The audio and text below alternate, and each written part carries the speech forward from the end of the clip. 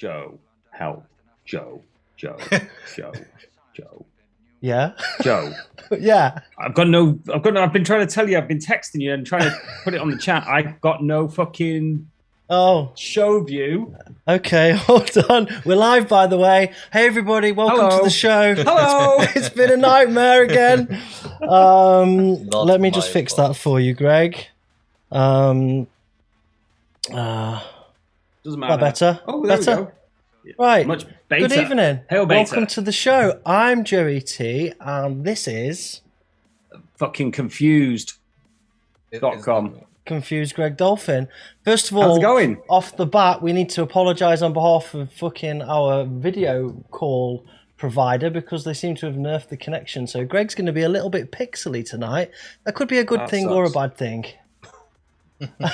Who knows? Yeah, I look big as well. Why am I zoomed in? I don't know what's going on with the screen. I'm going to sit back a bit. I think it's because you arrived with 5 minutes to go and decided you needed to set everything up with gaffer tape. Really, Joe? Really? Yeah, really. So, anyway, what's going on? What's happening? Oh, good. I've got glasses. Yes, you have. It's been noticed in the chat. Yeah, I don't know if I like them yet, but I'm going to try. So let's see. They keep on making me more dizzy. Yeah, I'm doing like... They make me dizzy when I wear them. I'm not over 50. I'm not even 30 yet, you cheeky cunt. Not even 30? Yeah. You're almost 50. You're closer to 50 than you are 30. No. Technically. Bollocks. Anyway, what have you been doing, Greg? Gigs, isn't it? Yeah. Yeah, Prospect Party, played at Convoy last weekend, or the weekend before last. That was really good. Like indoor festival thing. Mm-hmm. Yeah, and then gearing up for the big XL. This weekend, man. Yeah. I'm legit scared.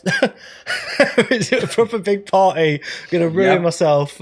Yeah, likewise. See you at the front.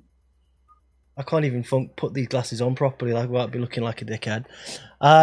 I've played in Berlin, which was nice. Nice to go back home again and play over there. It was pretty sick. And I went to Paris last weekend for Easter with the lovely Camille, who's in the chat there, I think. Shout out to Cam. Shout out to Cam. And other than that, been doing loads of other bits and bobs. Oblivion stuff, some new collabs with Hardcore Beer, and obviously doing the stuff for the forthcoming release by Tripped, who somebody in the chat said, nice t-shirt. Yeah, man, this is the t-shirt from the Tripped release. So, who we actually have on the show tonight. Where is he? What? Oh. Let's bring this goon in. Wagwan! Hello, world. Hello, Francis. Yeah. How are you guys doing? I'm okay. I don't know if to turn to talk to you like this because he is right here. I don't know. I'm I keep looking at the wrong thing. It doesn't work if I do it. Oh, maybe it does. If you stretch far enough. How you doing? I'm good. I'm a bit nervous again. I'm always nervous when there's a camera. This is the third time you've been on the show. Yeah, I know. And did I say once something useful in the show so far? I don't think it's ever been. I don't know. I'm just not a very useful person. Kim Chiotto says, Mr. Foreskin. Mr. Foreskin. Yeah, that one really sticks, literally. Oh, literally. Yeah. So check out the stuff on the screen. Yeah, man. We've got new features on the show now.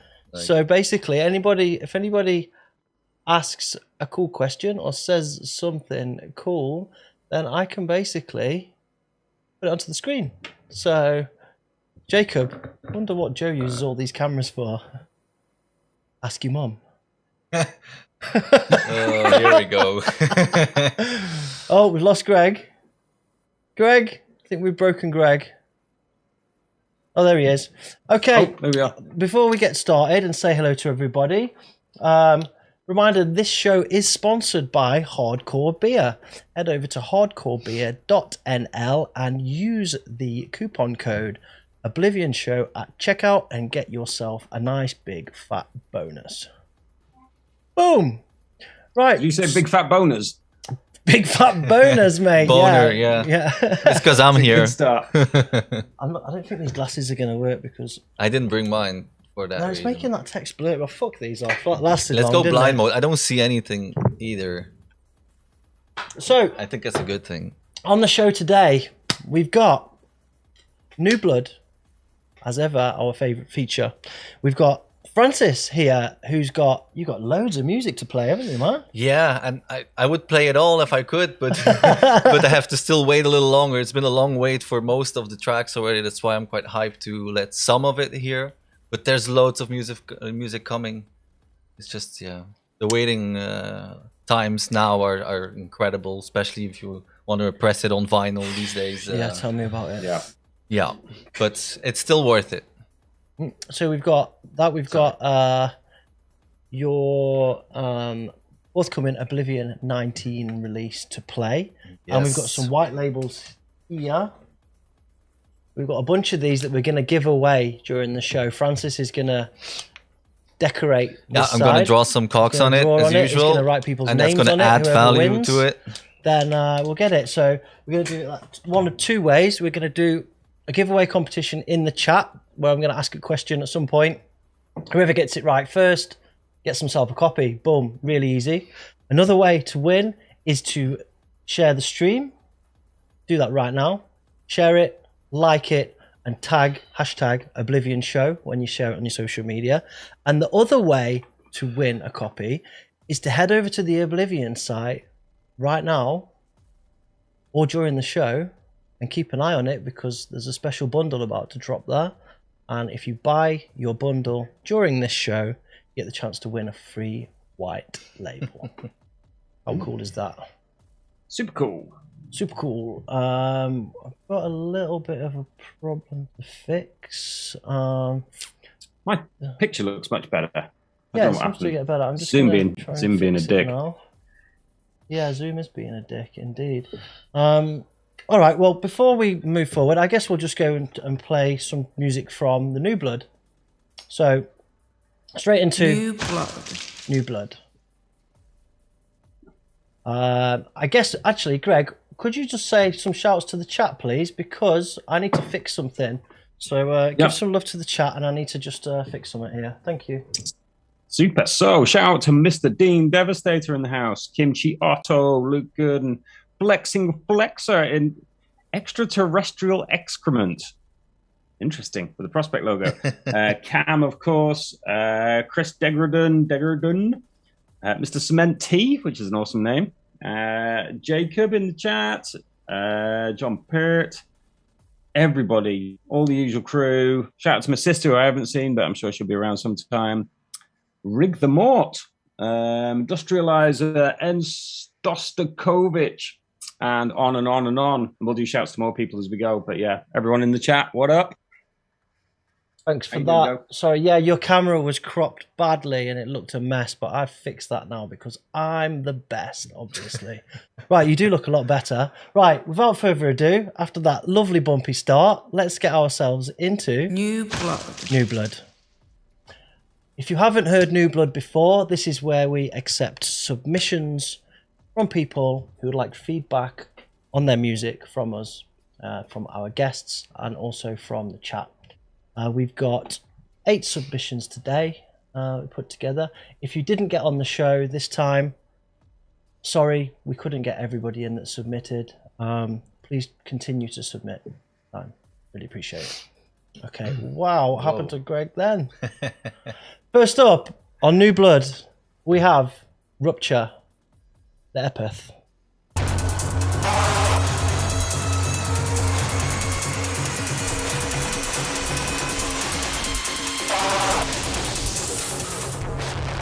It has followed us here.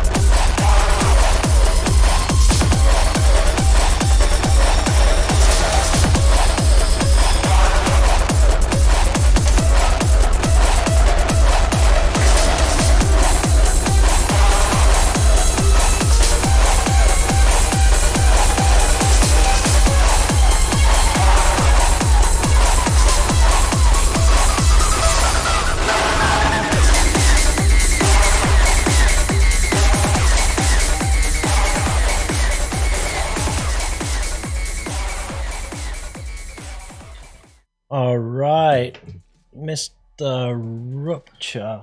Little look at his socials.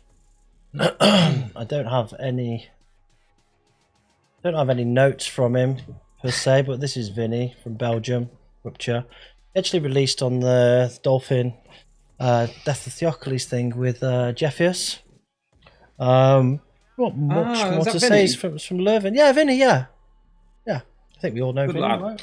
Yeah. We all know Vinny. Yeah. Good lad indeed. Yeah. What do you think about that? Really good tune, really interesting. I thought it was good. I wanted that acid to be more prominent though. It was just lurking that's in the also what I background. written down. I actually wrote some stuff down Francis this has got time. notes, seriously, bro. I'm growing up. Seriously. Go on, yeah, Francis. that was one of the things. Well, I wouldn't call it pro, but anyway, yeah, the acid bit could be a bit more on the foreground or on the foreskin, as the chat would want to hear. But I the main thing was I really liked the vibe and everything, but it felt like it was a ever going build up that didn't really come. Like halfway, I would intensify the kick drum, or like it build up to a drop that didn't come. Yeah, I'm repeating myself, but that's a bit what I felt. But overall, it was a good tune. But that's something I would put attention towards. Yeah. I thought there was loads of cool creative ideas in there. It was almost like two tunes in one in a way, because there was almost like the elements from two different tunes that had been put into one tune. You had the kind of almost more traditional acid 303 kind of kick and snare vibe, but then you had all this other stuff going on in there as well, and that made it interesting. But like you said, I think the kick needed a bigger kick. I think it needed something to really it could be fine still as it was like a build-up thing, you know, but somewhere around 2 minutes it was like, okay, now it's gonna happen. It felt like it was almost like big club techno kind of sounding, and I wanted it to be more, and I wanted the acid line. It didn't have enough throb, enough bottom end for techno, and it was almost like a kind of like a hard housey kind of kick, and kind of felt like it wanted to be a bit more industrial or a bit more techno either way, a bit bassier or maybe a bit more reverb on that as well. I don't know. Yeah. But I mean, a really good, interesting tune, some really nice, interesting stuff going on. Good work from Vinny. I think it just needs a bit of work on the mix down and maybe a different kick or two kicks in it, just to give it some more push. A few more edits on the second drop and things like that. But it's not far off. No, it was interesting. I liked it. Indeed. Yeah, played Vinny. Yeah, nice one. Next up, we have got Stik with Chamanisimo. Yes, I got it right. Chamanisimo. Just the one time. Oh, hang on. On a rewind, just going back to what Vinny's title track. Yeah. It's called the Apeth. Yeah. Right? So there's no way Vinny knows that an Apeth is half a penny in the UK, does he? There's no way he knows that. I don't know. What's an Apeth? I have no idea. It's half p, isn't it? It was an old half p back in the day. Apeth. So Apeth is an old English word meaning half pence. You're showing your age there, Greg. I didn't know that, and I'm from England. Yeah, but you're not 30 yet. Yeah. You don't remember half pennies. Greg's nearly 60, mate, or more. I'm nearly 80, mate. I feel 80. Is that the same? Yeah. Totally. Right, next up. Anyway, moving on. Next up, we've got Stik with Chamanisimo. Yes. Oh, there you go. Got it. Come on.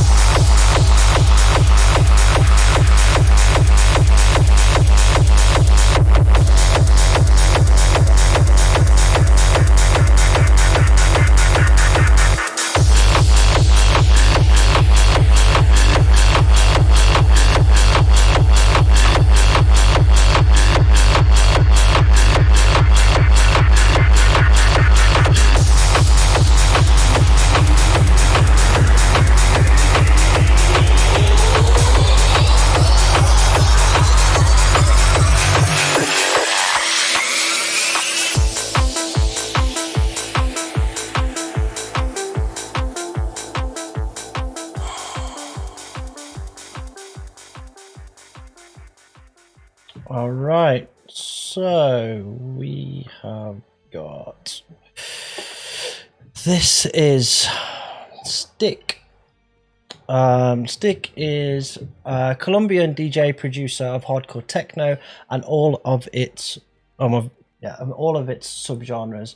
He is part of the record label BTA Core. He participated in the latest Terra Bogota compilation and has also presented DJ sets on international radio such as Toxic Sickness. His songs are composed and inspired by urban cultures. The rhythms and patterns can be repeated, change speed, or become total chaos, transmitting darkness and euphoria. Ooh. Mm. So loads of different ideas going on there, wasn't there? Yeah. Yeah, I did like the Slipknot sample was unexpected. Yeah, it kind of because the synth is a bit transy. It's cool. It's a cool vibe, and then the vocal is the complete opposite of the vibe that was represented before. Mm-hmm. But that didn't really bother me that much. I think the main thing here is the kicks that are very muddy. It could use like another layer on top of it, just make that extra crisp. Yeah, some things were just also like the hi-hats were very loud also compared to then like the clap being very in the background and very muddy as well, or like very dry. I think it's a bit some tweaks there, but I think the main thing was the kick could be more in your face. It would get that track definitely to another level directly. Yeah. So the kind of body of the kick was just very muddy, wasn't it? And there was needed a big chunk scooping out and a load of high end putting onto the kick. If you're going to use that style of kick, it needs energy and fuzz, and that's why the whole thing kind of felt a bit flat, and it was like lacking drive because it didn't have enough energy in the kicks. So it needed work. There was some interesting ideas, and I kind of like the kind of like not uniform kind of style of having weird trance things. There was some bits that were just way out of tune. That felt a little bit uncomfortable, but it was interesting. It was lots of good ideas in there. It's going in the right direction. It needs that. Jacob said in the chat, it needs that high end crunch on the kicks. The kicks just felt like they were just sat behind everything else in the room, kind of thing. Yeah, and it was just lost, and because of the way that the tune was structured, it just felt like it was plodding and not really gaining any momentum. So it really needs some focus on the energy and the drive to keep you interested in it. It needs a bit more shuffly percussion as well to give it some extra drive and stuff. Yeah, I'm not sure if there was like snares in there, but it could have been some more percussion. But like I said, if that kind of track, since it's already a bit melodic, the kick has to carry the whole thing, so it needs to be to be present, and it's still hardcore in the end. So, yeah. But well done, dude. I mean, well done. Keep going for sure. And come back, make progress, submit again. We'd love to hear your progress. Big up, shout out to the Colombian crew, by the way. Yes, see you in July. Yeah, you will. You're going over there, right? With Steph. Sorry, I said Greg. But Jacob said in the chat that it's nice to hear some more musical hardcore. Yeah, the nice melody in there and stuff. So, yep. All right, next up, where's Greg gone? We lost Greg? Yeah, it's beer. Oh, I'm going to open another beer. I'm still on that one, but I'm almost open this one, really. Yeah, I'm going to try my own beer. We've got some Tripped Oblivion hardcore beer. Tripped. Look at that. Look at that sexy beast. It's a triple, believe it or not. A triple. Yeah. The Monstera beer. It's part of the Oblivion 19 bundle. 8%. It's fucking lekker. Lekker. Lekker. Yeah. Well, I'm almost done with the other one. Quickly, on the subject of beer, we've got... can I show you this? We have got something coming soon. Oblivion Show Oddcore beer will be available real fucking soon. Sellout. Yeah, man. Fucking get that beer down, yeah. All right, next up. Bring on the migraines. We have got the Carnage core. Wake up. Let's go.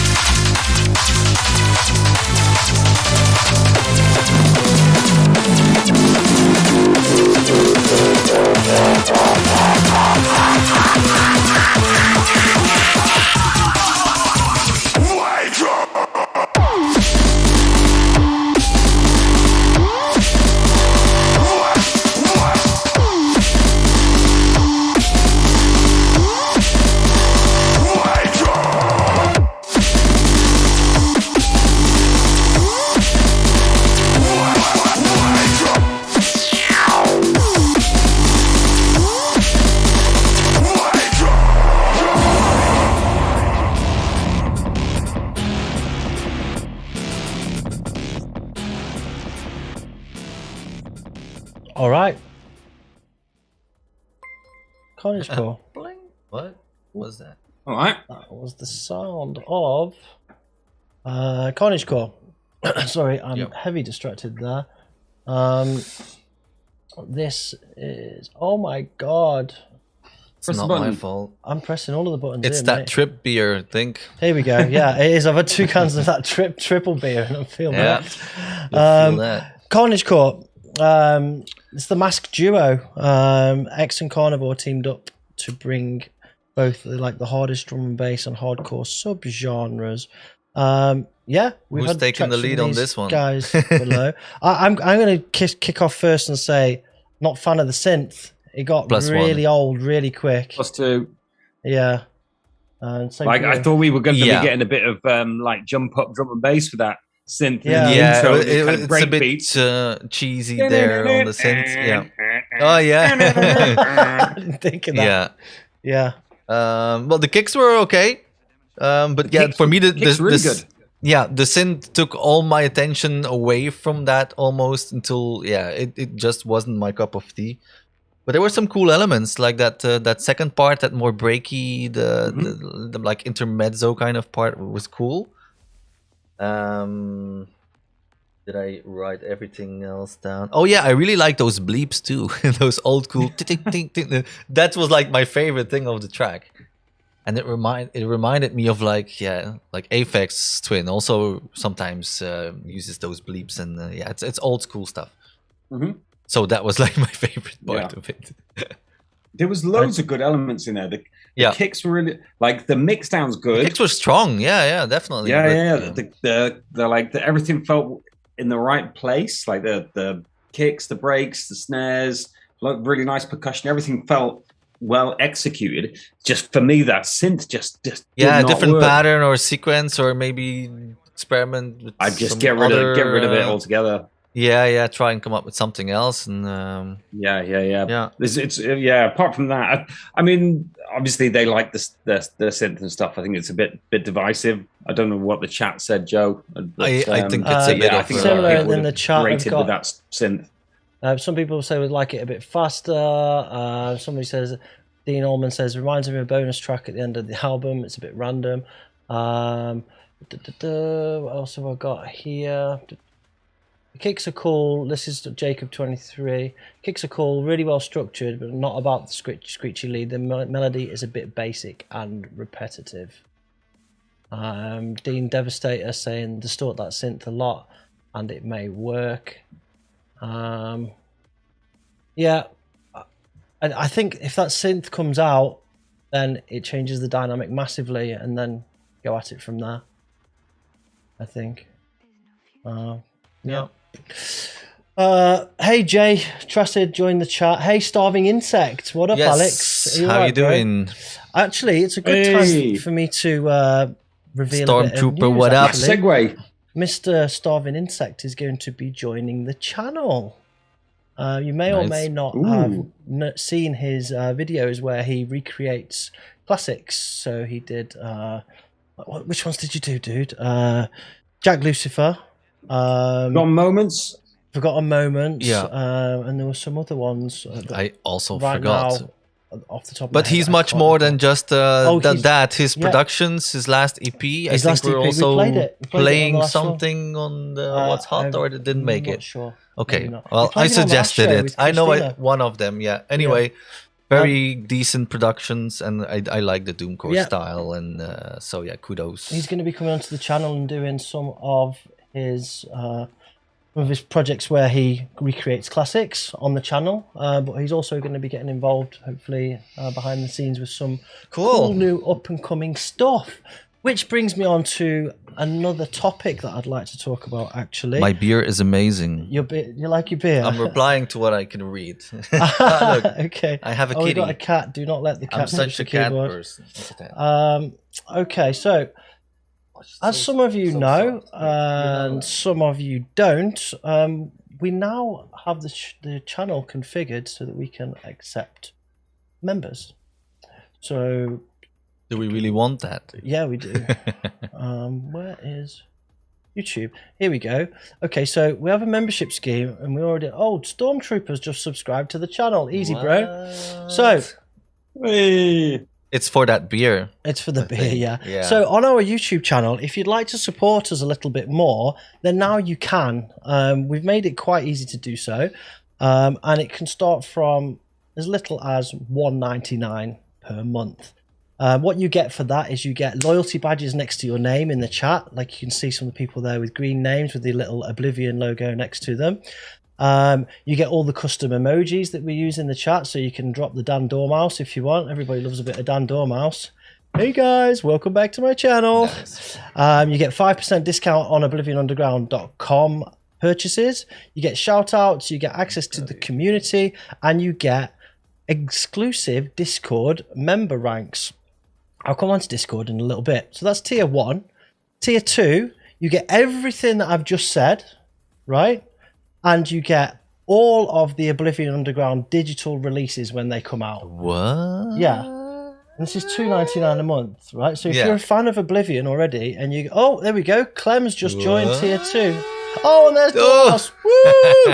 It all works. Can you do those things on the phone as well? Pardon? Can you do those stickers on the phone? If you're a member, yeah. Well, I think you're a member. I am not a member. Well, I am. Oh, Flexing Flexor's just not upgraded to the new tier. Big up. Right, so on tier 2, you get all the Oblivion digital releases. You get a notification for Oblivion merch drops. So a lot of our merchandise is limited edition. So if you don't catch it early enough, you miss the opportunity to get it, right? So yeah, you get a notification on that. And also you get members only live chats. Yeah, you get all the information that is there. Not only that, we've now got tier 3. So this is a new tier. Oh, John Purse just upgraded to tier 3. Awesome. So the new tier, this is €9.99 or £8.99 a month. No, there's 3 tiers now, Kiko. On this tier, you get vouchers at Oblivion Underground and our sponsors, Hardcore Beer. So that's a voucher every month for a different website or outlet, right? So it's like, I think we're going to do like €5 or something like that every month. So you're basically going to get your money back. Remember, you get all of the stuff from before. So you get all the digital releases, all the inside stuff. You also, with this one, you get early access. So you get added to the Oblivion promo list. So when the DJs get their copy of the music, nice, you get it too before the rest of the world, right? That's pretty fucking exclusive that shit. Should make you feel interesting right there. Entry into community competitions. So in the community, we have competitions where we give away things like white labels or old kit or signed stuff or merchandise, whatever. Members only videos on the YouTube. There's some videos that will start to come up that are only visible to members. And priority reply to comments because we can see your name bigger in the chat, right? What a fucking deal that is. I mean, we didn't really want to, well, let's say we didn't really want to. We were apprehensive about setting up this membership scheme, but everybody really fucking loves it. And we've got quite a good following of people now. And thank you very much because it really helps with us developing the show, getting all these new things on the screen that you can see, the cool chat, all of that shit. It's really, really helpful. So thank you very much. Really appreciate it. I keep on hearing notifications, but I don't know why. Discord link. Somebody's asking for a Discord link, so I will do that right now because the Discord has just opened to the public. No? Copy invite. Here we go. Here's an invite to the Discord. Discord is now open, so if you'd like to join, you can. Hop in, introduce yourself. And, is this the first time we've opened Discord? Yeah. It's been open to members for a few weeks, so there's like 30 people in there already, just testing it. But now it's ready for public use. So awesome. Craig's just joined Community Tier 2. Sick. I'm going to give you a quick look at Discord before we move on. I'm sorry to those of you that think this is boring, but I'm going to let you know. Oh, Craigie. I love that Dan Dormouse comes up on the screen. Right, so we've got Discord.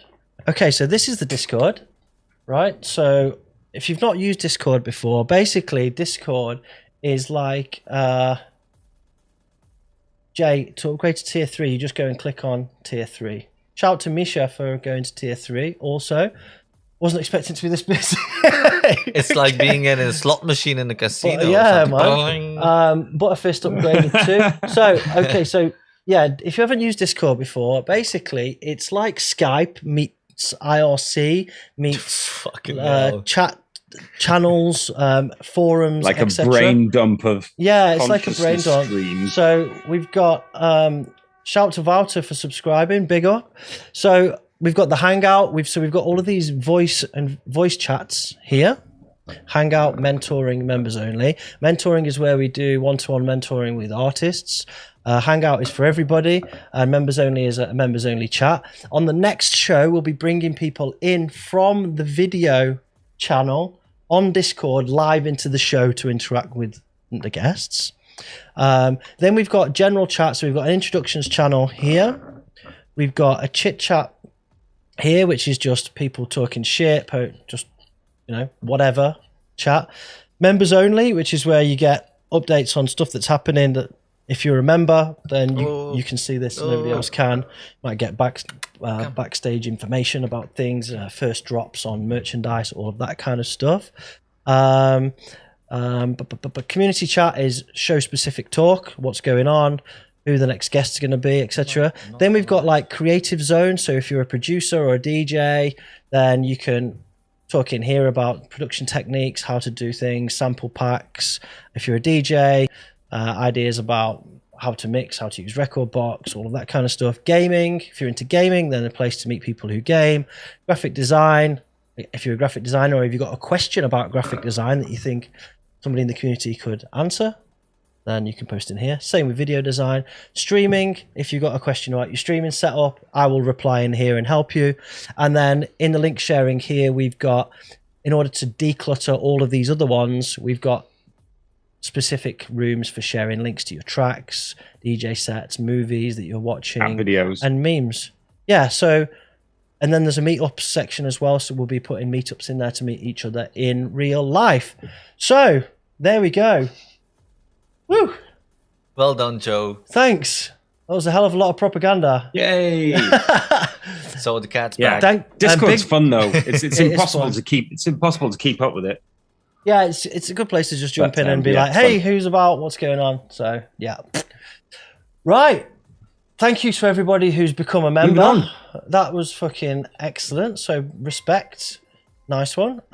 Moving on. We've got old friend of the show, Mozz. What I Say.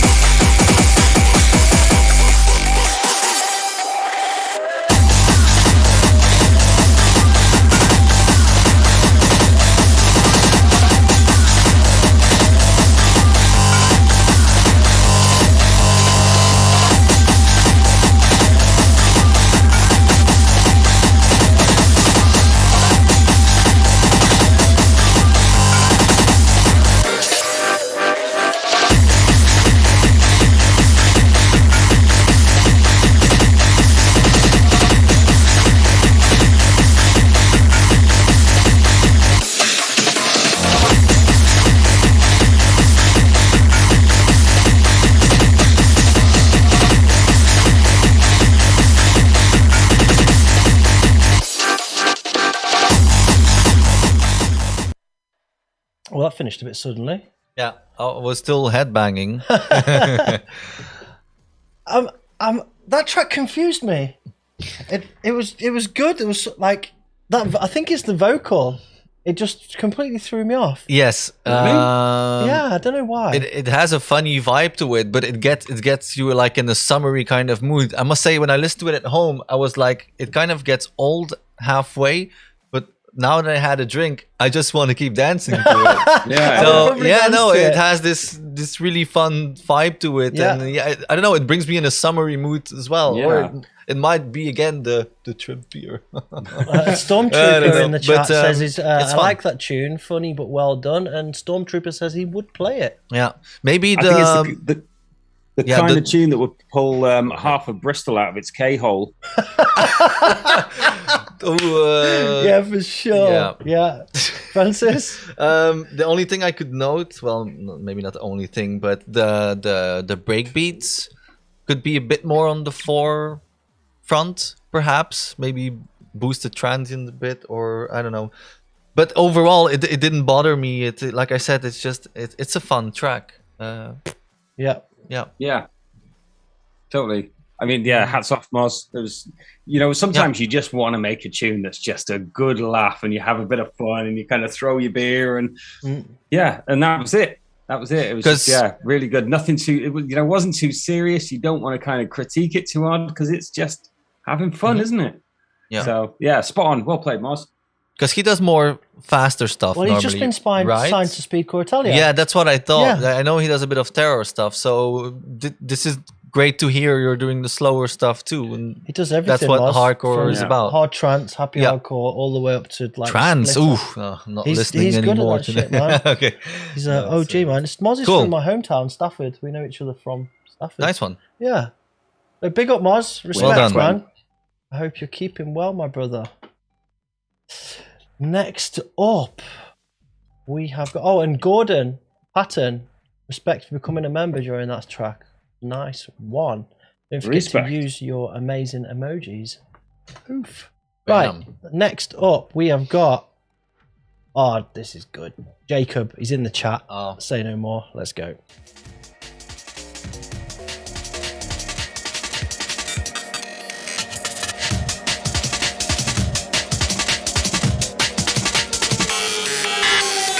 Afraid of no boy, I'm not too afraid of no pig. On the bomb buckle, I'm not afraid of all star. Hey, I'm not afraid of no boy, I'm not too afraid of no pig. Angelus, make me shine this up.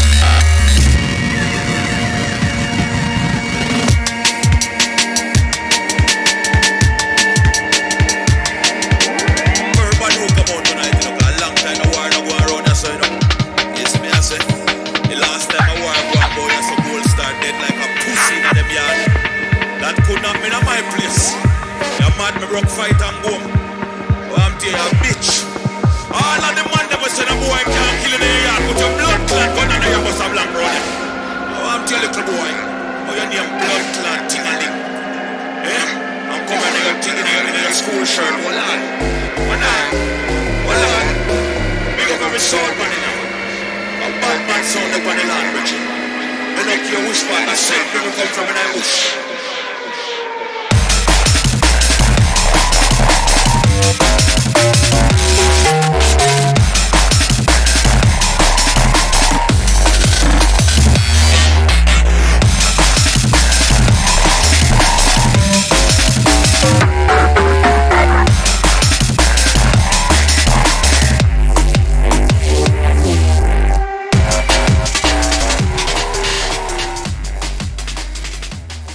Bombaclat! Fucking epic. Dean Devastator wrote, "This tune will put half of Bristol back in the K-hole." Yeah. That was gangster, awesome. man. That Fuck's second sake. drop was hench. Fucking loved it. Tune. The only track I Badass didn't really have Jacob, notes you're on. I just wrote bad man. noise, so it was epic. Yeah, it's well done. Well fucking done. Yeah, indeed. Yeah. A little bit about Jacob. Not a new producer by any means. Used to make a bit of hardcore crossbreed, but now it's quite a lot of aiming-y kind of stuff. Recent release on the metaphor thing for Ukraine, and he had his own release on there as well, I think. You're in the chat, Jacob. Anyway, how you doing, bro? Good. He said he somehow missed out one of the melodies, or the melody from the tune. He must have muted it before he sent it over. Chaos Engine Seba jumped in the chat. Easy, bro, and he said that. He said, "Yeah, it needs a melody." So yeah, it's got a melody. It was dope the way You it just was. didn't hear it. a little bit about Jacob. Based in Ibiza, drawing inspiration from Renegade Hardware, Freak Recordings era, and style of drum and bass, breakcore, and glitched out jazzy music in general. Current recent releases to check out on Grey Meta, not Metaphor, my bad, I said it wrong. Grey Meta and Broken Core Collective, each one being a mix of styles and BPMs. And he wrote, "I once shorted at a rave in Sheffield." Quality. Have me all. We'll take it. Yes. Anything else to say there? No, it was awesome. Just It was rewind Bad Boy. selector. Yeah, Yeah, nothing man. to add. Really. Hopefully the melody doesn't go. Oh, we've already had that. Yeah. The chat is. What are you doing, Kitty? Well, the chat is absolutely loving it. Other than the comment about Stormtrooper says Don't. best Eamon tune in a long time. That should be on Prospect sub-label, which name I forgot. There is no more sub. There is no sub-label anymore. Yeah, But it could be on Prospect, that's for sure. Yeah, that It was definitely. Revolt, but not anymore. Yeah. Yeah, indeed. What else have we got? But everybody's just loving it. Someone in the chat actually shouted in a club as well. I've sharted in a club, I think, but sometimes gonna it's do it hard now. to tell because you're so sweaty. It just, In the club. just happens. So yeah, I mean, sometimes you don't even know you've done it. No. You just see a little fucking Malteser on the floor next to your foot. You just have to style it out, right? Fucking Just hell. kick it across the dance floor. No one will know. Yeah. Shot in a club seems to be a lot more normal than I thought. Yeah, bro. Sorry, it's so naughties. All right. Well, Francis has left. I think he's had enough. Yeah, I good. think I think he's kind of shouted himself. I can hear him shouting "fuck off" from down the apartment. Awesome. Yep. So Tune of the day so far. Well played, Jacob. definitely, Francis, are you coming back, lad? He's got notes anyway. Did he take his notes with him? I've got his notes here. Shall I take them off him? Shall I tax him? What's the next tune say? What's the notes on the next tune? Nice kicks. Not a fan Change of the his synth notes. pattern. Change his notes. Oh, he's here. Wasn't us. You can't just what I write anyway. Easy, J. Steeple. I write like a child. Okay. Right. Or Anyway, a doctor. A doctor child. Next up, we've Child got man. X-Trakt with Ignorance. Let's go. Let's go.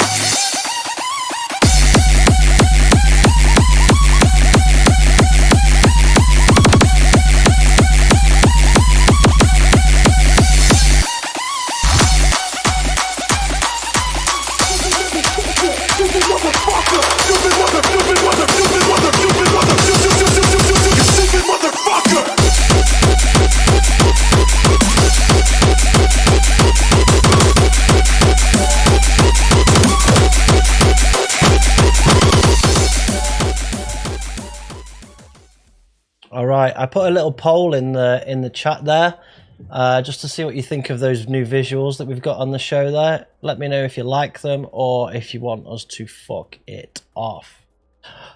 All right, so that was X-Trakt. It's Tom from Newcastle or Middlesbrough, I think he's from. Zoom out. Let's just bring up a little bit about X-Trakt. 24-year-old DJ and music producer, playing and producing genres such as industrial and up-tempo, hardcore, Frenchcore, hard kick, tech, terror, drum and bass, and Machina. Wow, bro, a lot of stuffs. He's just had his first release on NSA Sounds Records, and I think this is a new thing that he's been working on. Nice guy, actually. Really nice guy, Tom. Is Tom Nixon, name is. So what do we think about that then? I like the kicks. Yeah? Kicks were good. Yeah, I wasn't such a big fan of the first part or the first synth part. Then it kind of got a bit Arabic, but I kind of liked it. It kind of worked together with the kick. It made it funky and the whole Middle Eastern vibe. But I did like it. It wouldn't be something I would do, but I'm kind of open to it. But yeah, it does maybe need some work in the beginning there. But for me, it was more about the kicks. It felt like the synth kind of needed more, like, width or sort of change on like a bit more harmonic instead of such a it was like down the middle. It felt like it needed to maybe made bigger and wider and like have some supporting keys alongside it to really bring it all together. That's what I thought anyway. What do you reckon, Greg? You are correct. The synth felt too thin. Kind of felt like you'd kind of got a kebab and gone to a belly dancing club, and then someone had taken over the decks. For some nights, that's just okay. But... some industrial in the belly dancing. Doesn't always have to be more than that. It was good. I mean, it had a vibe. He's getting his shit together. I mean, he's obviously. He knows what he wants to do, and he's got focus on his kicks, which is where you want to start because it's the main part of your track for hardcore, right? His synth work needs a bit of work, but he's got good ideas in there, some nice melody, things are in key, a little bit of work on the mix down, sticking up your sounds and stuff. He's definitely on the right path. I think could be one to watch out for. Definitely. Nice one, Tom. Good stuff. Well done. Great work, man. Big up. Right, next up. We have got Volatile. The only way is up. The only way is up, baby. For you and me now. Hope it's not that. This is like that. Keep your eyes on the horizon, face towards the sun. This direction you're deciding, face the challenges head on. You just gotta start walking and soon you will start to run. Running turns to flying like a bullet from a gun. You focus, it's your guidance, but you tell it where to steer. Keep your eyes and mind on target, close your ears to the fear. Believe in your creation that you're made of stronger stuff. Don't look back or down, cause the only way is up.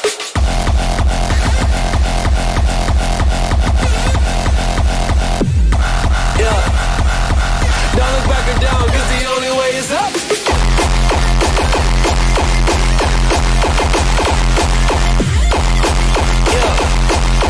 Don't look back or down, cause the only way is up. Cause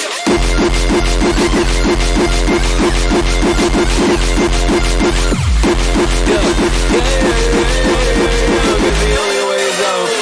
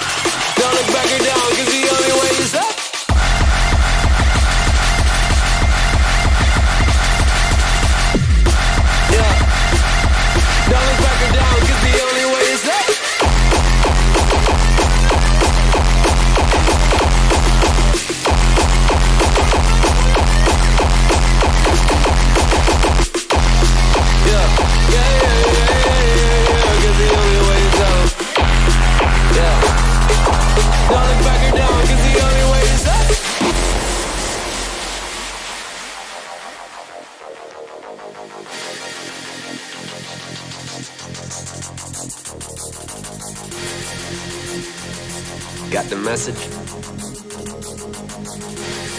Got it? Let me repeat it for you one more time. Keep your eyes on the horizon, face towards the sun. This direction you're deciding, face the challenges head on. You just gotta start walking and soon you will start to run. Running turns to flying like a bullet from a gun.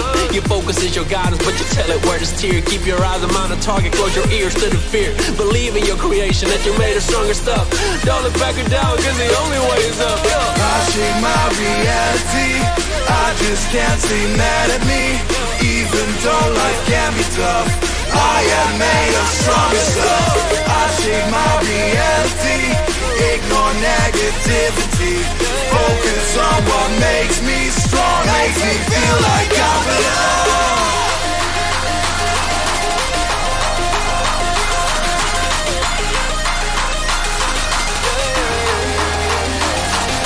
Your focus is your guidance, but you tell it where to steer. Keep your eyes on the target, close your ears to the fear. Believe in your creation that you're made of stronger stuff. Don't look back or down, cause the only way is up,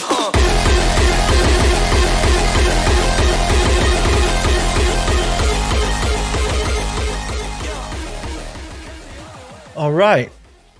So the only way is up. Yeah, the only way is up. Or down, depends how you want to do. I wasn't a fan of those vocals. Might be personal preference. It's not so my... is the question. Yeah. Are they sampled? Because I mean, where do you like? Or did he do those vocals himself? I mean, I hope he did in a way.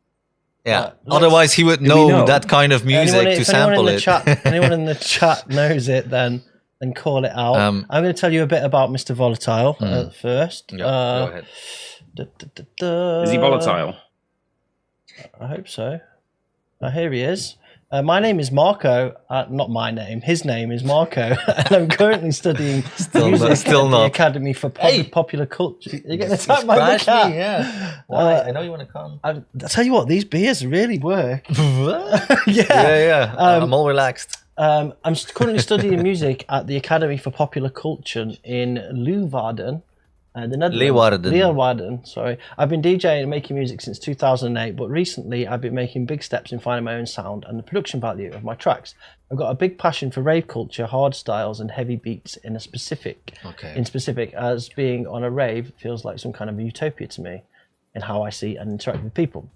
I've been a fan of hardcore music since I was 15, but recently I found hardcore to be too much framed in subgenres and everyone stays on his or her lane. I'd like to switch everything up a bit and bring multiple styles and sounds together. To me, rave culture is all about getting surprised with music and vibing with others, whatever artist is throwing at you.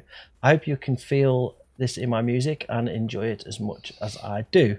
Happy hardcore holidays.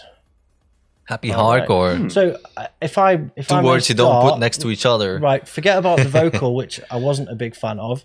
There was some problems with shit. Jesus Christ. No, not with shit. With cat. There was some problems with the snares and the hats, and a lot of the percussive elements hadn't been EQ'd, and they were over the top of the kicks, and they were taken away from the punch of the kick. That's what I heard. Honestly, when I checked it at home, with the whole sub pack going, I really liked the first drop. Even the vocals are not 100% my cup of tea, but some parts work. Near the end there, it got a bit cheesy. Yeah. But that first drop, I liked that first kick. It had a bit of like an Anger Fist kind of vibe to it. Not that I'm it is a bit on the commercial tad, but some parts were definitely or would work for crowds. Or it's not bad, but it's not exactly my taste either. But yeah, I like the kicks overall, pretty much. Yeah, that's usually where my main focus goes to. Yeah, again, it's another one of those that had a lot of potential. I'm kind of just out of curiosity want to know whether he did the vocals or whether him and someone he knows did the vocals if he's at music school or something like that. I kind of got that almost like not musically, but the kind of thematically concept, that kind of Too Unlimited. I mean, the Dutch did a lot of it in the like early 90s, where they just stick a rapper or stick some vocals over a dance track. And it's got that kind of. But I guess it should be credited then as well. If it's really. Is this the same guy? Is this the same guy? Why? Because he has a beard at one photo, and it is confusing. It might have been a COVID beard still. A COVID. That's too big for a COVID beard, surely. Well, anyway, sorry, Greg. That's about it. I mean, nobody sees what we're looking at anyway. What do they? Oh shit! Wow. Okay, the beard's really good. Needs a little bit of work, I think, to kind of if you're going for that kind of polished vocals and all that sort of stuff. And for me, it didn't feel like I knew where it sat properly, whether like what it was trying to be. But it was interesting. Needed a bit of work, I think. Starving Insect said it sounded Christian, like a lot of people. yeah, I'm feeling that. Yeah. Honestly, I don't understand why mega churches and charismatic churches haven't started with raves. Perfect fit. Christcore. Okay. Jay Tracid says definitely had a main stage sound. You guys decide if that's a good thing or not. But it wasn't bad at all. Well made. Butterfist says good idea. An arrangement. Kicks need to be a lot bigger. Vocals were a bit shady. Shady indeed. Kicks muddy. Stormtrooper says overall energy is good. Survival Records. Hey Alex, I hope you're well. What about the beard though? I really appreciate the constant switches. So Christian Gabber is the best. Christian Gabber. Christian Gabber. That's the best. Dan Dormouse knows all about that. Christian Tempo is the tempo man. Tempo. Christ tempo. That's Jesus it. Christ. That's where it's at. Right, from Christ tempo to 300 BPM. Not for babies. Not for babies. By the Creeper. Let's go.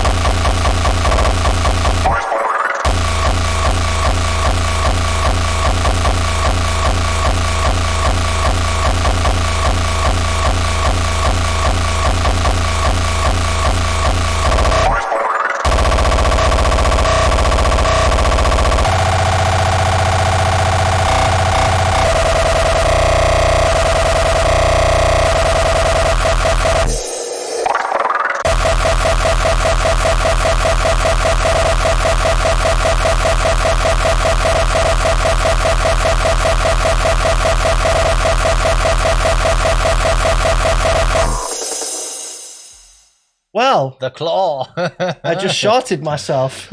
Oh, Kitty, you're back. Huh? Yeah. Welcome back. Yeah. That was wow. Yeah. Somebody said Joe dropped his headphones quick. Yeah, I've already listened to this, so yeah, we all did. Yeah. So well, a lot of kicks. There was a lot of kicks. All the kicks. All the kicks in the world. Francis, you're the terror specialist. I know, but how to say this? Okay. It's only kicks, and coming from me, I long time I only did kicks. Well, not exactly, but I tried to put something more behind the kicks, and it was just kicks. First of all, it could use some percussion if that's the style you want to do. It could also have some atmospheres or something in there. Yeah. It's hard to say. The first thing, but that's taste. I know this is the way a lot of kick drums sound. That kind of, it's not a peep kick, but it has that in there. That I don't know how to explain it, but you know, that sort of attack kind of thing to it. That's maybe personal taste. This is not my cup of tea. I do like what you try to do with the half tempos, double tempos. It's a bit what I did with Pure Hate, but you can take it way beyond what it is now. Like I said, with percussion, with extra breaks, maybe a break from all the kicks, and then that will add more to when the kicks hit again, like build some tension. It's more about building some tension, I think, as well. Yeah, I don't know. Please interrupt me, someone. That was just on from the go, and then on until it was off. there was nothing. If there was any atmosphere or anything in there, it was crushed by the power of the kicks. Yeah. Like I said, I understand what he wants to do, and it's not all bad, but it doesn't really sound like a track so much now, because it's really just going kicks. Crazy on kicks. Yeah, it needs percussion. And sometimes going to a party, it can sound like that, but there's always a bit more in the background if you really pay attention to it. Especially, and I think if you are going to just do pure kicks, they've got to be amazing kicks. right? If you're going to do just clean, pure kicks on their own, you've got to have something in there that makes you just bass face. Yeah, and just it's all about the balance also. Yeah, like I said, build some tension and try and get some breaks in there that suck you into those kicks. Or I'm not very good at explaining, but I think you kind of get the idea. Yeah, you did a good job. Yeah. The beer really helps. But, it was good. It was powerful. Yeah, definitely. If you want to play something in your face, this is Jacob says definitely not enough kicks. Yeah.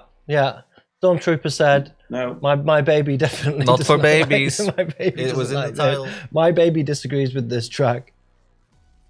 But again, this is a little bit about this guy. It's Christian Romero, aka the Creeper.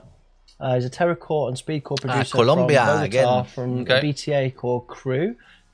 His sound is aggressive, fast, violent, and distorted, seeking to transcend and grow these subgenres in Latin America and the world. Again, shout to the Colombian crew.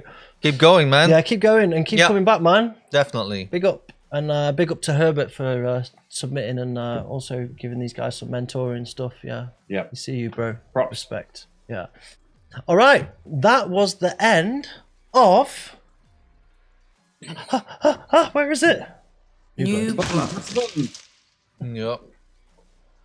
So, next up, we're going to talk about you. God damn, I really need to pee again. But yeah, talk about me. That's why I'm here, right? Yeah, but I just went with beer. You have to know that's why I don't drink so much beer anymore. Okay, Greg, go to the toilet. Can I do that too, or then there's no show? Okay, that would be bad, right? I'm scared. I'll come with you, Greg. So let's do it. A little competition before we start. Okay. So what we're going to do is, so we've got the Oblivion Underground number 19 release coming up. 9. That's one of the reasons why Francis is on the show. One of many. Let me just go to this, and then we'll turn this off. So, in case you didn't see it yet, this is the cover for the forthcoming release. Amazing work. Yeah. Shout out to Cam. Yeah, amazing design by Cam Artwork. Again, or Cam Art Design, should I say. Really fantastic. It's worth me pointing out that this is the record sleeve, both sides. The sleeve itself is matte, but the gold design that you see there, that is actually in UV print. So it actually shines and sticks up off. So it's going to have like a real pro cool finish to it. So yeah, we're really happy with how this has come out. Those of you who are observative would have already gone onto the website. I see some of you have already purchased yours on the website, but you would have seen what's going on with that. But I'm going to show you the t-shirt. This is the t-shirt that I've got on. You can get this within the bundle for the release. Again, it's amazing. I mean, I'll just show you on me now, because there's no point in showing you an image when I can just show you this. Yeah. Look. So hot. That's been washed like 10 times as well. It's got this on the front because he sweats so much, and then the Oblivion logo on the back, and it's really good cut. And I mean, look up, come on. I mean, come on. Right,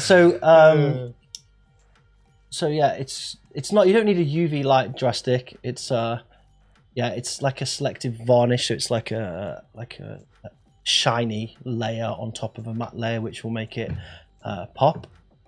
Hey Industrializer in the chat, how are you doing? Oh my god, I'm getting attacked by a cat. So we've got that, and I guess we should reveal what this record's actually going to look like. Boom!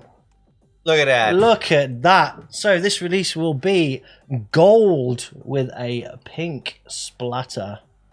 Yeah, I do love some pink, and I love some gold. There we have it. There we have it. I'm very happy with how it looks, and like I said, with the design as well. The whole, I don't know if I can just keep talking, because with the whole, the theme of the Go for it. The Monstera, people that know what it means. Yeah. It's actually based on the plants, the Monstera plants, which are those plants with big holes in there, what you see on the back cover. Yeah. There's a bit of a backstory to it. People, when I first came with the idea, your face was like, plants on the cover. Yeah, I was like, what theme are we going to do? We need to give Cam a theme so that she's got something to work with. And he's like, I like leaves.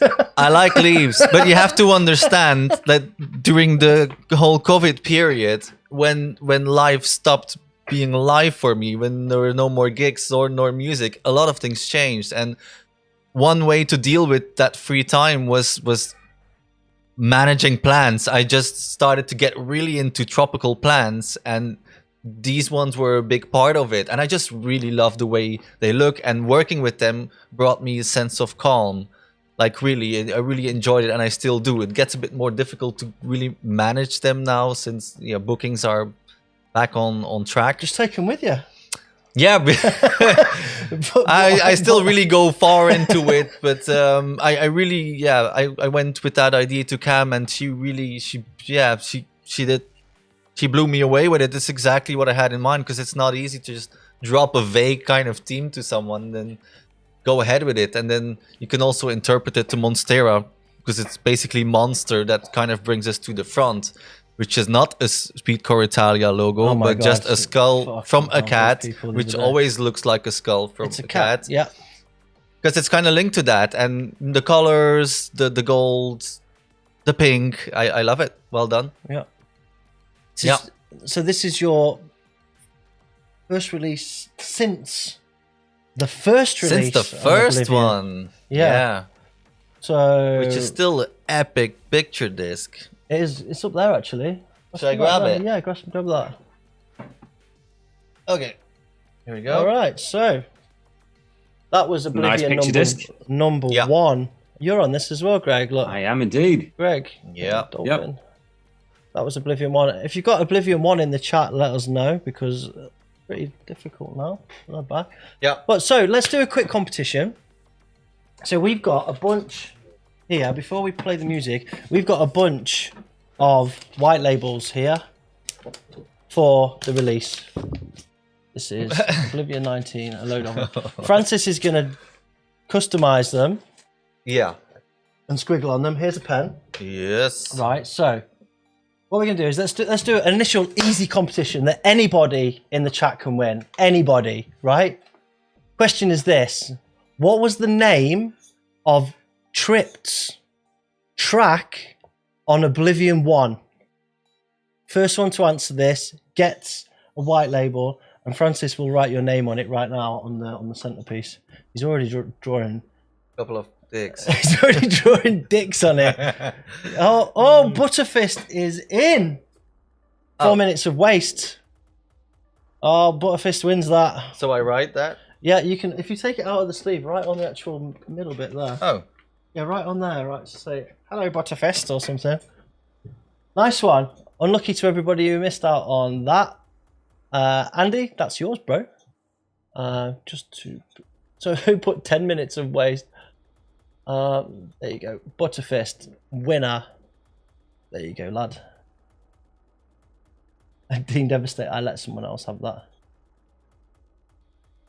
All right. So, there we go. I guess what we should do is we should play a track off it, right? Yes. Then I can go to the toilet. You can go to the toilet, and I can go to the toilet. And Greg let's go together. Whatever. And I can eat crisps. What? We can't go together. I'll have to pee in the bath. Right. Have you done it? Yeah. Oh, here we go. So. Congrats. You can pee together. Grown men pee together nowadays. There we go. Andrew Butterfist, this is yours. Congrats. Butterfist. Here's a dick. Here's a dick. I'm going tilting it the wrong way like a bloody idiot. Wow. There you go, mate. Yeah. That's yours. This is your dick now. It's your dick now. Right. You should have spelled it H-E-A-R-S, so he hears a dick. Would be correct as well. Right. Let's play a track from Yeah, the main track. This is the main track, the plant track. The plant track from the release. This was originally called MOD 2.0, yes, right? It was sometimes it was like this or that track title was in certain sets, and some people asked me about it, but it's been laying there for a while. Well, it took about, I think I made this 2 years ago, and sometimes a track just outgrows you. Plus, with that title, it was very difficult to come up with artwork. So the Monstera made it a little easier. So you thought you'd make it easier by saying leaves, Hell, bro. hey, the result's there, right? So, hey, it would be very tricky. Plus, then that EP on Prospect from Celsius came out, and he had a mod, like 1 point. Anyway, it was very close to it, and that was like an extra reason to change it. All right. Well, anyway, enjoy. Let's fire it up.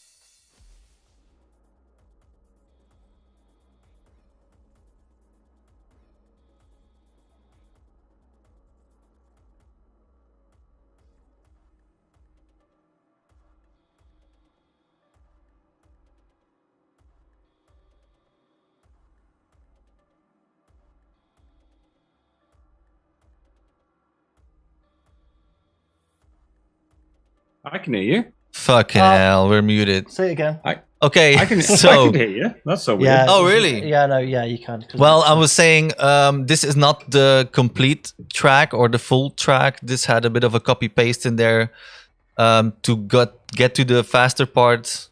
now I can't speak anymore. The double tempo part a bit faster for the purposes of the show. Here's another triple. Yeah, man, it's getting difficult. You've got one up there. This is just one of those. But this is cold. What? Yeah, so cold. The track that we just played, I copy pasted that together for the purposes of the video, and to save it getting ripped or whatever. Normally the double tempo part comes a bit later, so there's a bit more of a build up that makes sense. But it's quite a from long what track. I've read, it's about 6 minutes, right? It used to be a 7 minute something track. I cut it back a bit because because it was a longer techno part, and then it was before it went to the hardcore, and I cut it back a bit. Yeah. But anyway. Well, everybody in the chat is absolutely fucking jizzing. This one actually I made before the Bag of Dicks one. Oh really? Yeah, that was the first time I used those kicks. So the Bag of Dicks one got inspired on those kick drums. So that's how old this already is. Yeah. Nice. Yeah. I'm happy you like it. Circumcise the track. Yeah. Well, very, very good feedback. And I guess this would be a good time for me to tell everybody that this isn't. I don't know if I'm drinking another one of those. You can drink as many of those as you want. Yeah, I can only drink one strong beer these days. So if you head over to the Oblivion site now, we've actually put the bundle online specifically for this show. It will disappear tomorrow, probably. There's only 50 of these bundles available, right? In the bundle, you get the record that you've already seen, which is there. You get a t-shirt, which you've seen. You get 2 of the beers that we're drinking, and trust me, 2, it's the spot. We might put the option to have more on there shortly, but 2 is a good place to be. You get the digital download. You get the artwork. You get the new Oblivion beer mats, and new hardcore beer mats as well in there, and sticker pack, and the music. So head over to the Oblivion site now if you want it, so you know that we're going to do a raffle of the people that buy this during the show, and one of those people will get another white label. So maybe towards the end of the show, we'll look at everybody that's bought one. You're watching now, and we'll do another raffle, and Francis can write your name on the record and draw one of his lovely penises. All right. Is it penises or is it peni? I would go for peni. I know you would go for peni, but that wasn't the question. Fuck's sake. Yeah, you got me there. Oh, hello, Lizette. Hello. Hello. You okay? Maybe headphones. Maybe... I can't hear you, Greg. You're muted. Oh. Hey. Yeah, I was muted as well. What's up? You okay? Bye-bye. See you later. Just wanted to set out for Prospect XL. Ah.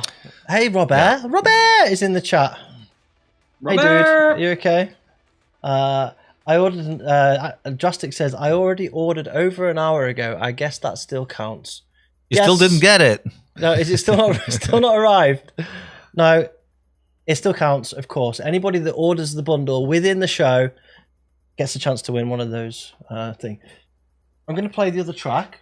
Yeah. In the meantime, I want you to think about a question for the chat, and the first one to answer it wins another copy. A question that is related to the release, or anything to do with you, or Oblivion, or anything actually.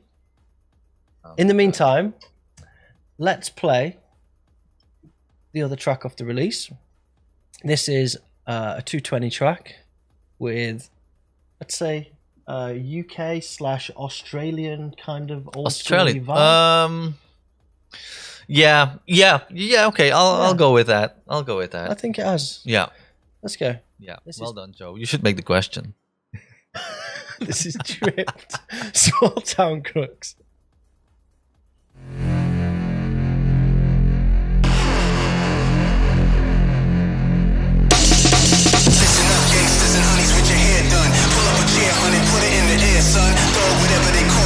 Listen, I spit a story backwards, it starts at the ending. Listen up, gangsters and honeys, with your hair done. Pull up a chair, honey, put it in the air, son. Dog, whatever they call you, God, just listen. I spit a story backwards, it starts at the ending.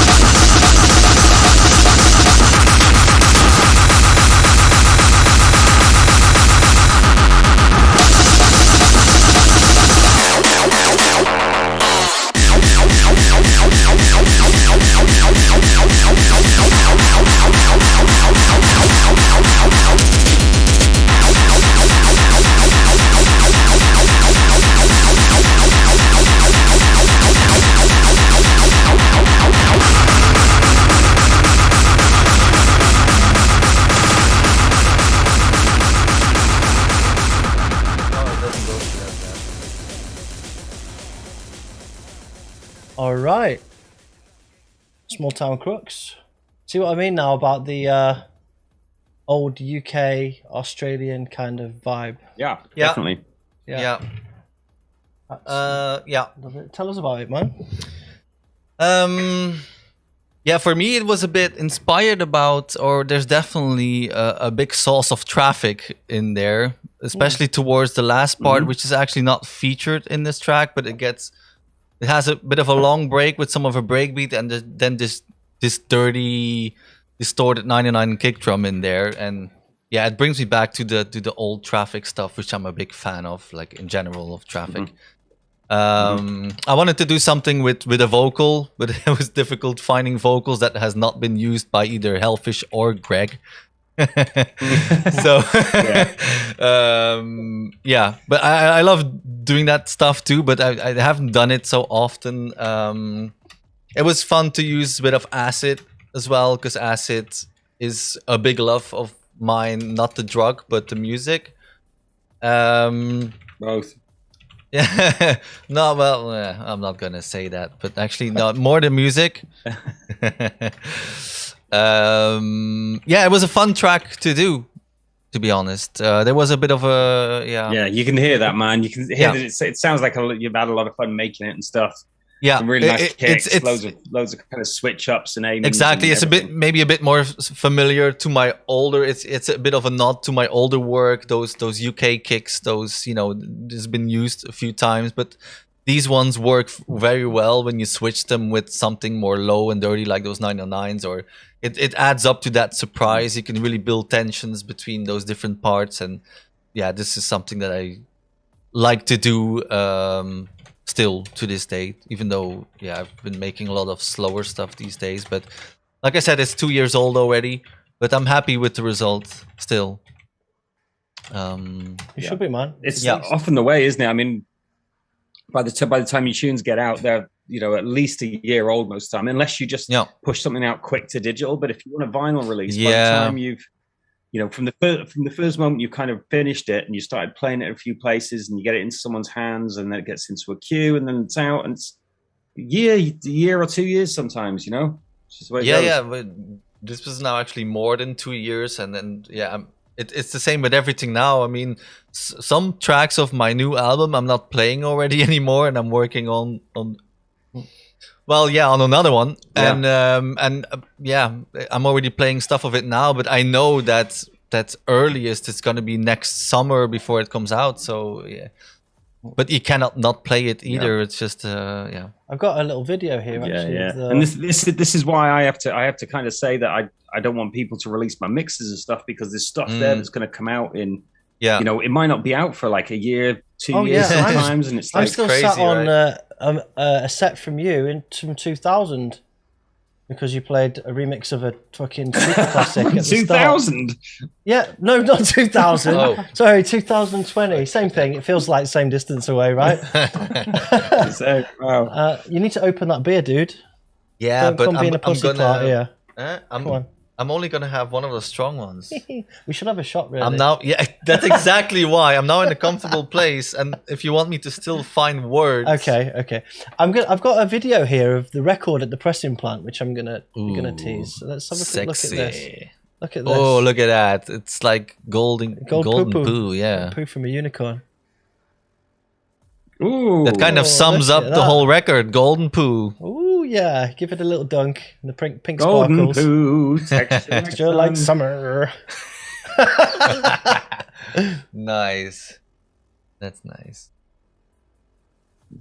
Wow. Look, we're all mesmerized. Huh? Yeah, it was made out of real candy dog poo. It's like a... Here's one I made earlier. There we go. Look at that. Easy Boosh, peasy. Gangster shit. Easy. Dope. Again, if you want one of these, get over to the Oblivion website. You can get a bundle now. All right.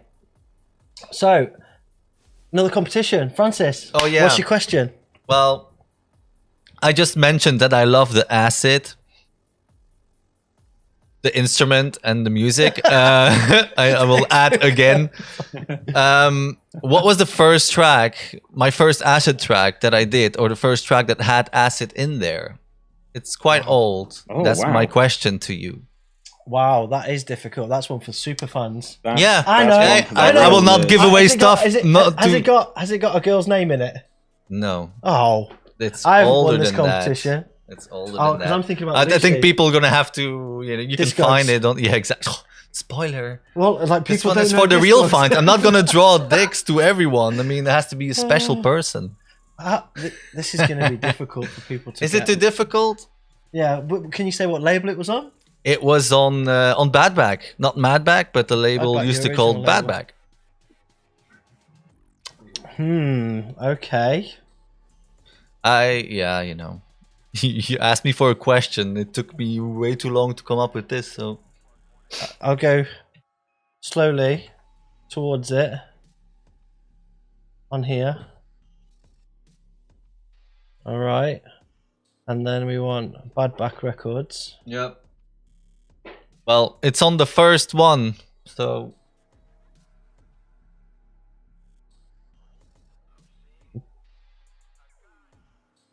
Oh. Yep, it's been said. Oh, it's been said. Corrupt. Yep, Jay Trace it. No, Obama. Who? Obama? Yeah, Obama. It's Jay Trace it. You didn't even know. Super fan. Obama. Oh, yeah, okay. this is literally what I said. Right, well... Zwetenlijke Zwin Dien was the second one I did. But the first one was on Badback 1, Obama. For Jay, then you need to sign that record for him. I'll do that. Let's just get that. So it's in this one with Subversa, yeah? And he knows all about my acid. So is this...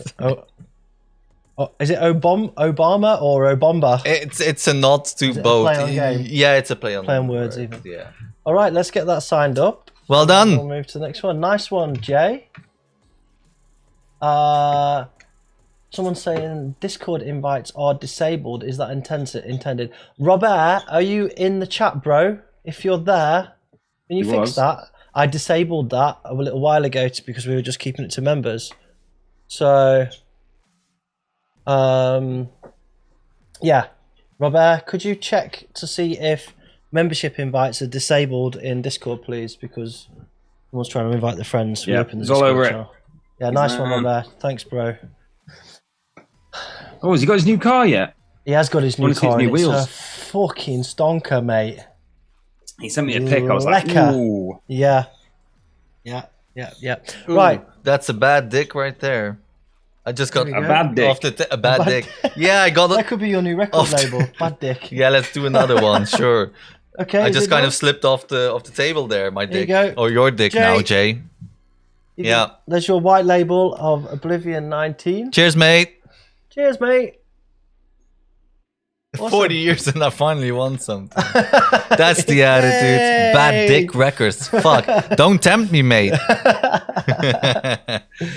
All right. So that's not the only new music you've got on the way. You've got. Tell us more. You've got more. Talking about Mad Dick. Yeah. Mad Inch. Yeah. Or Inch Dick. Mad Inch, indeed. Yeah. Tell us about the next release. Well, there's a new Madback coming. The exact date is a bit still dodgy with the whole delays, but I would say June. Everything it's in production. We were gonna showcase you 2 tracks of it. The majority of the release is slow industrial techno acid, but then there's also like one remake of a slower track. It has a romantic version of one slower track, which is basically 280 BPM acid core. So that's the romantic version. I think you're gonna have to. Yeah, I'm a romantic person. What can I say? So yeah, maybe we just have to listen to it. Just have to listen. Before we do listen to it, yeah, I forgot to give Cam some love. So let me just. Oh yeah. Can't forget that. Don't forget. Look at that if you awesome like banner. Cam or her designs or whatever, then head over to her page. If you want a design by her, then you can ping her. She does all of our designs and she absolutely smashes it. I really like Mad Dick. My dick. Wow, that came out wrong as well. The name. That's getting a clip of that one. Stop. My dick. I love nobody even heard it. I'm trying to push Cam's page. Dude. Stop talking about how much you love dick, bro. Yeah, well, I'm trying to push dick. Right, so Cam art page, if you want anything done, if you want work done, she is top notch. Honestly, she does all of our stuff. I highly recommend. Yeah. Big the fuck up, my girl. Right. And now, back to our regular broadcasting transmission. Music. So, this is Tank, right? This is Tank. I teased that. I think also, again, I sometimes tease tracks years before it actually comes out. Some people might actually remember that because they had like a video clip with tanks. Well, this is another preview of it, a little longer one this time. So, all right. I thought it said Tank Perv. Yeah. Tank preview. That's a bad joke. All right, let's play it.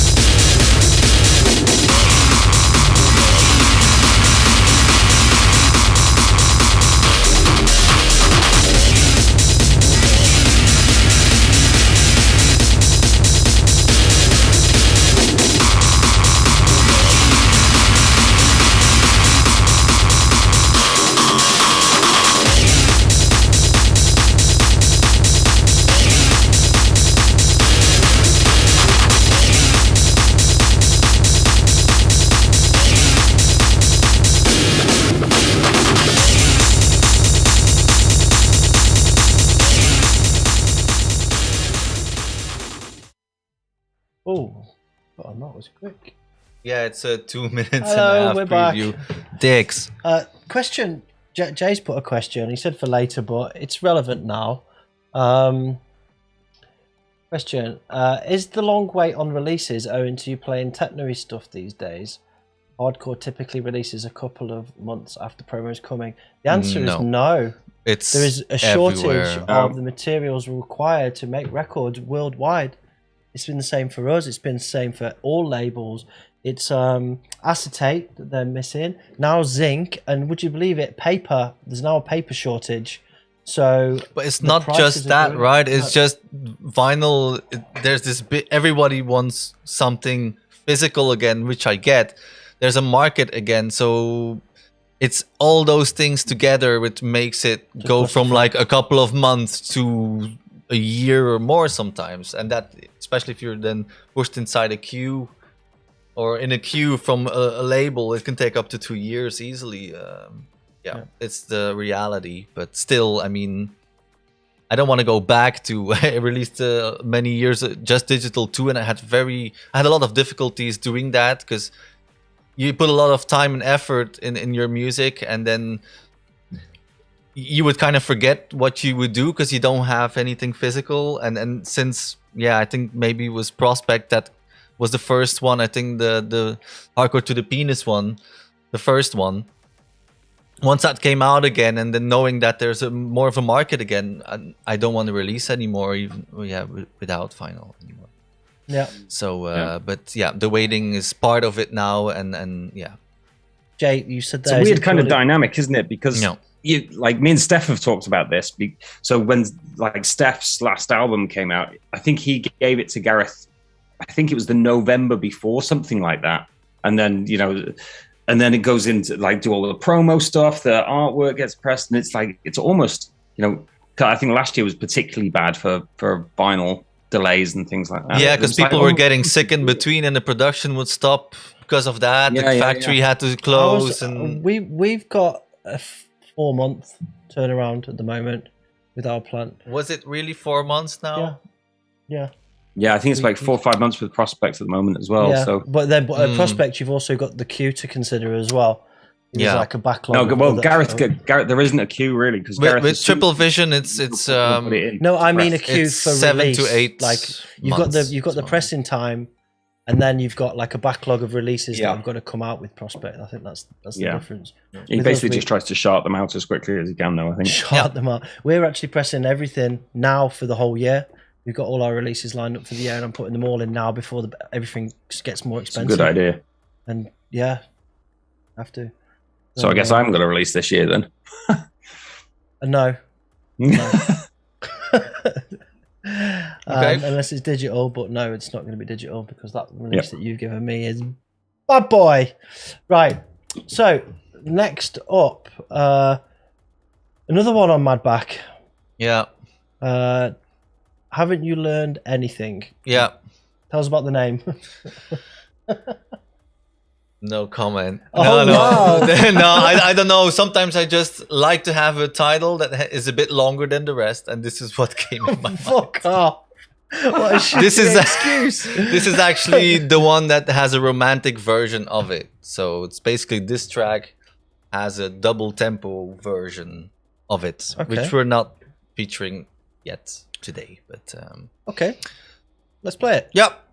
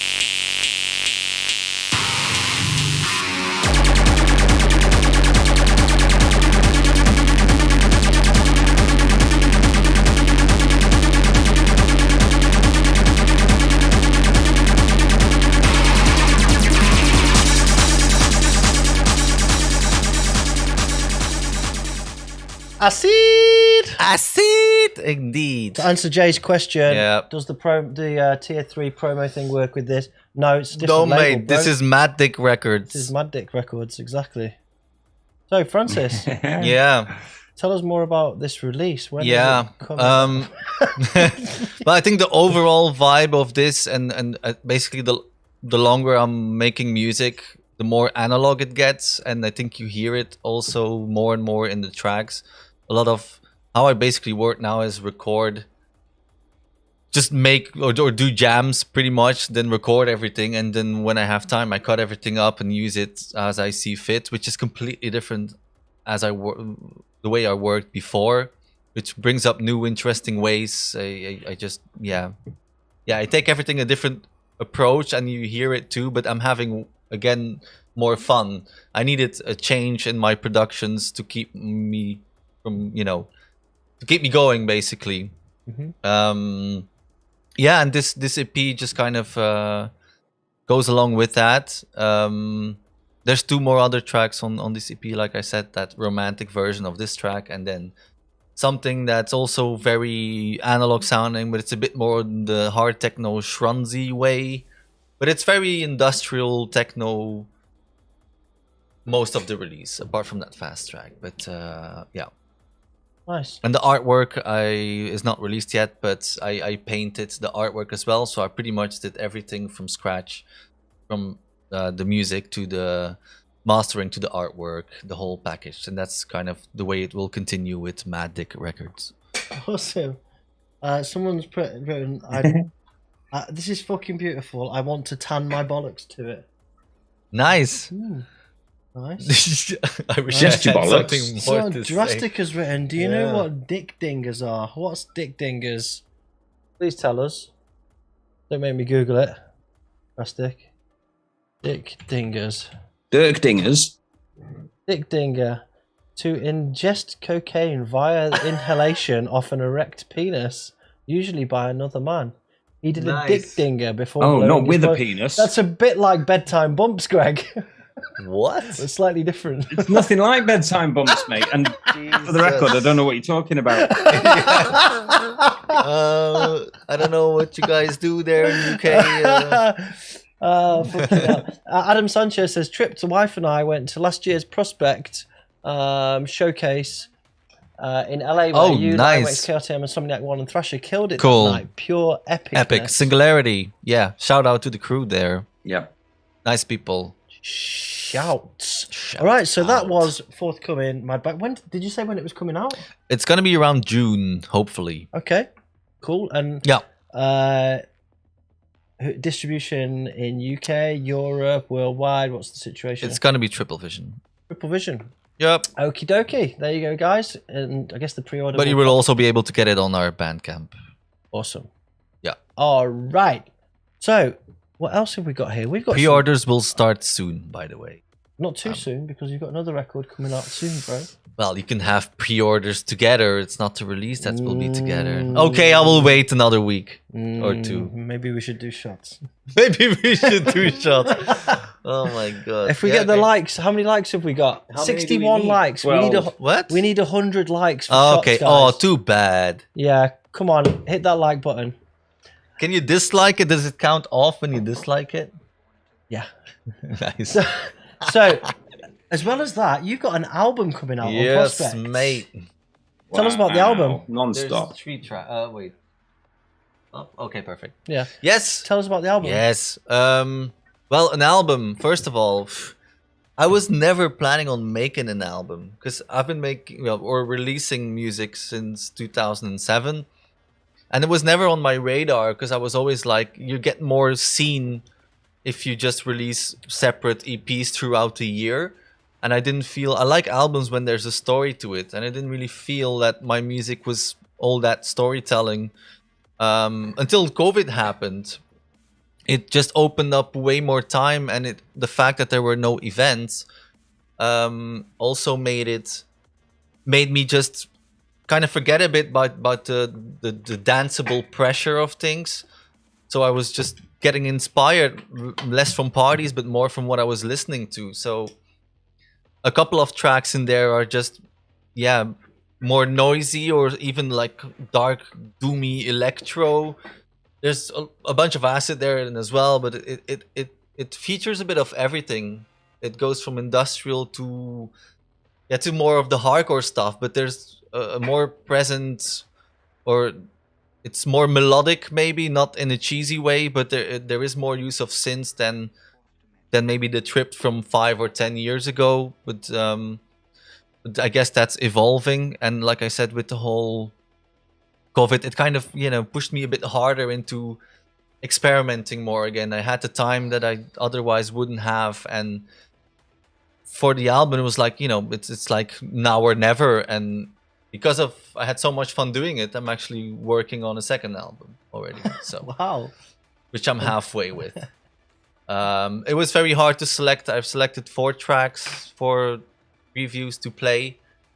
But like I said, because it's all a bit of a different style, it was difficult to just choose something. But I wanted to split it. Yeah, when I listened to what you sent over, you probably would have selected something different. No, it wasn't that. It was the thing that struck me the most about your album is we listened to it together the first time in the car, in the car, and we listened to it from the start, and it's like one of those.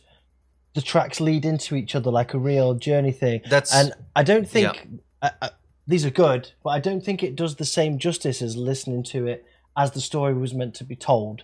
Yeah, because it really I was like, wow, like it goes. Yeah, it is a build up. Yeah. Just to say something like the first track is, there's not even like kicks or percussion in it. It just goes from noise and then it builds up to some.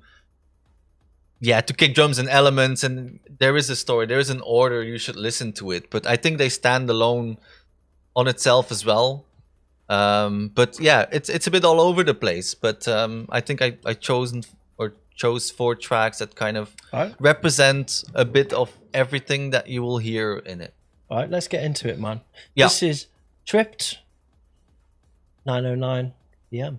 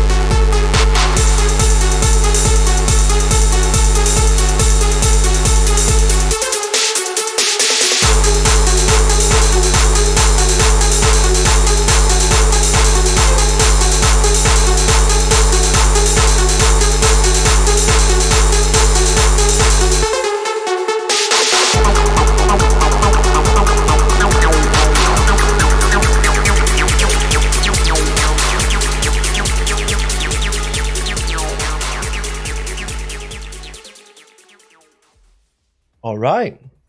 So nice. Really nice. Taste of the Cheers. album.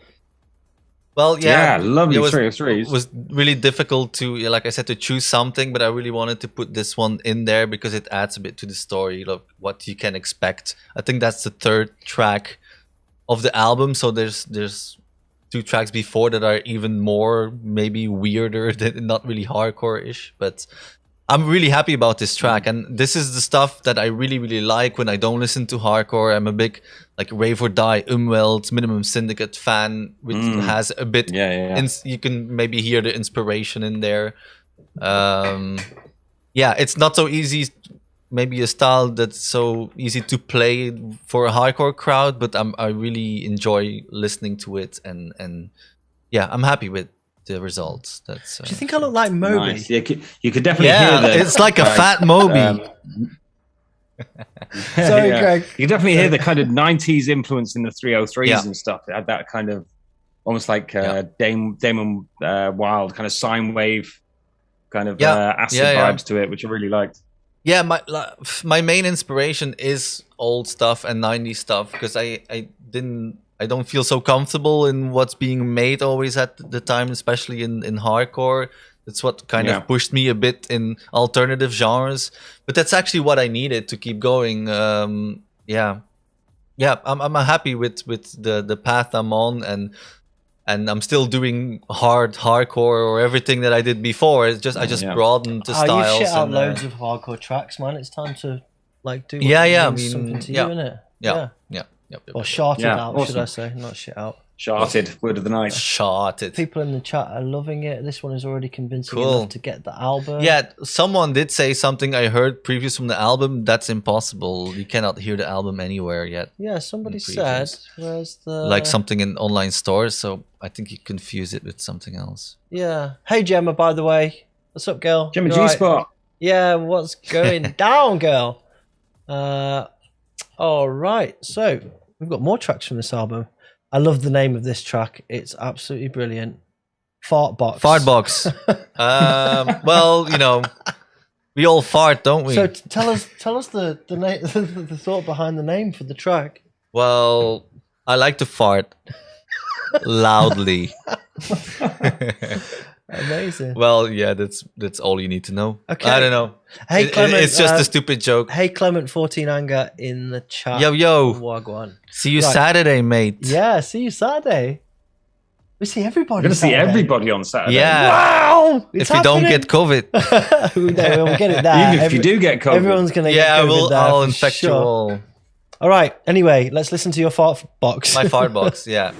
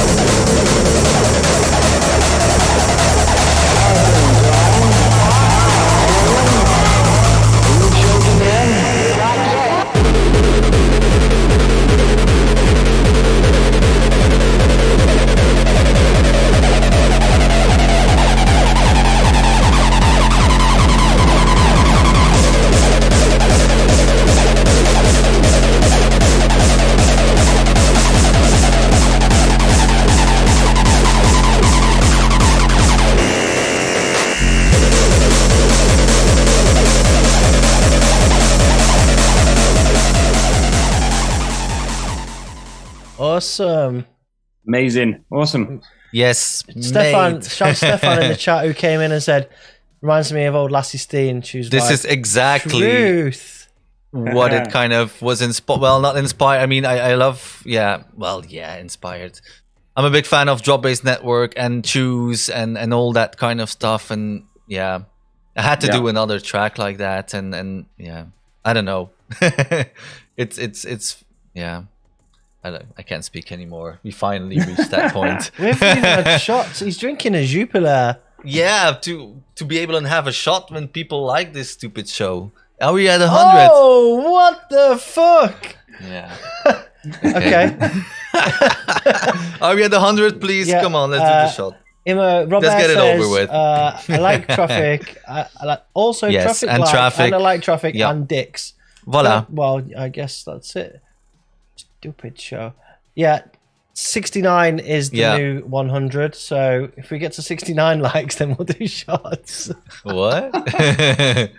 Cheers, Stefan. Have you even got some shots there, Greg? No. Oh. Where can you see the likes here? It's on the screen. 69. Yeah, on the phone. 60, oh, we're at 69. Oh, only 69? Damn. Yeah. We normally get 69 more, is a nice kind of when we've got a number big guest as on. well, right? So what? What did you say? I said we normally get more when we've got a big guest. Yeah. On this stupid show. Right. Well, I'll do shots with you. Okay, you'll do more. I'll cheer you on. Than shot. You cheer me on. Thanks, Greg. Okay. Here we go. What we're drinking Kraken. Kraken. We're all going to be drinking shots on Saturday. It's going to be messy. Is it? Shot a day. But damn. Okay, Joe. Ooh, I made a boo-boo. Oh, dear. Oh, cheers. dear. Cheers, mate. Cheers, and cheers. Cheers, guys. Cheers, Greg. To everyone. I've never drank Kraken rum in a shop before. Since it's spiced, it's perfect. Do it. I just drink it with ginger beer. Yeah, it's okay. Right. It's okay. Right. Cool. Next up, we have got Sploofer. Again from the Prospect album, forthcoming. Sploofer. What's a Sploofer? Can you feel it? I forgot the name of the series. It was like a funny sitcom kind of series, and there's this dude that has all kinds of words or stupid words for a joint, and one of them was a sploofer. And I actually, thought sploofing was when you fart come out of your ass by mistake. No, but I need to remember he's a sploofer. I need to remember the seer, but he said a bunch of those stupid, silly things that are not really words, and that kind of just resonated with me. But anecdote that there's a synth in there that I made in 2005 that I got forgotten, and then suddenly I saw like an old. I found the synth back on an old hard drive, so I reused that in that track, and that's why it says "Can you feel it?" which kind of resonates with the whole joint feeling thing. So Sploofer, can you feel it? Okay, I'm getting sucked into a Google wormhole here. I'm going to get the fuck away from it. Well, there's smoke, so I guess it's all right. Sploofer. Sploofer, can you feel it? Yep.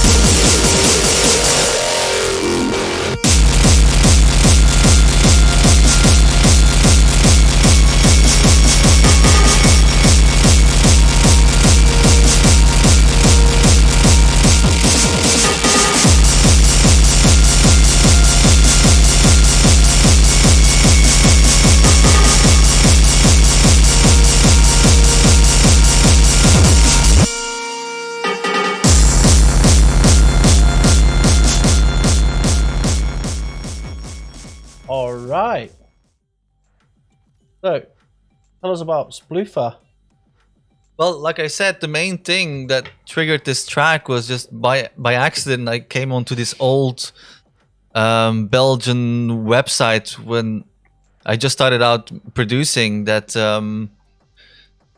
One of my earliest tracks, I actually remember making this in that synth, but something was off with it, and it wasn't really finished, but it triggered to remake it or something. And then I always loved that synth, but I basically made it better and put it in a new jacket and tried to see, now I can't speak anymore. You can't speak anymore. That was it's quick. Done. Goodbye, good evening. Anyway, what else do you need to know? I like the whole so you can listen to the album after all. Don't tell everybody. What the? Thanks, Drastic. Okay. Okay, that's the pre-sale stuff. Okay. Whatever. This track, actually, you could have heard it already in a couple of sets of mine. I've been playing it out quite a bit. I don't know. For me, it was quite special to come across something from 2005 and being able to put it in something that something nowadays, and to be able to put it on my first album. So I'm happy with it. Especially this was like the second part of the track. That was the second break when the break beats come in. It has this emotional vibe. Like I said, everything has a certain emotion in this album. Even if it's very dark, it has a certain story or emotion to it. So all right, awesome. We've got one last track from the album. I kind of skipped then for the previews to almost the last track of the album, the fastest one of the album, which is a bit inspired by the old French industrialists like the Micropoint, but also early Dead Chant. I said it like a French person. I put the baguette in there. Micropoint. You guys say Micropoint, but it is Micropoint. Radium and Alcor, lad. What you saying? What, mate? Anyway, it has this early UK vibe to it, but this is a lot of analog synth tweaking in there, and just listen to it and hopefully enjoy it. All right, let's go. Here we go. You're done. You're done.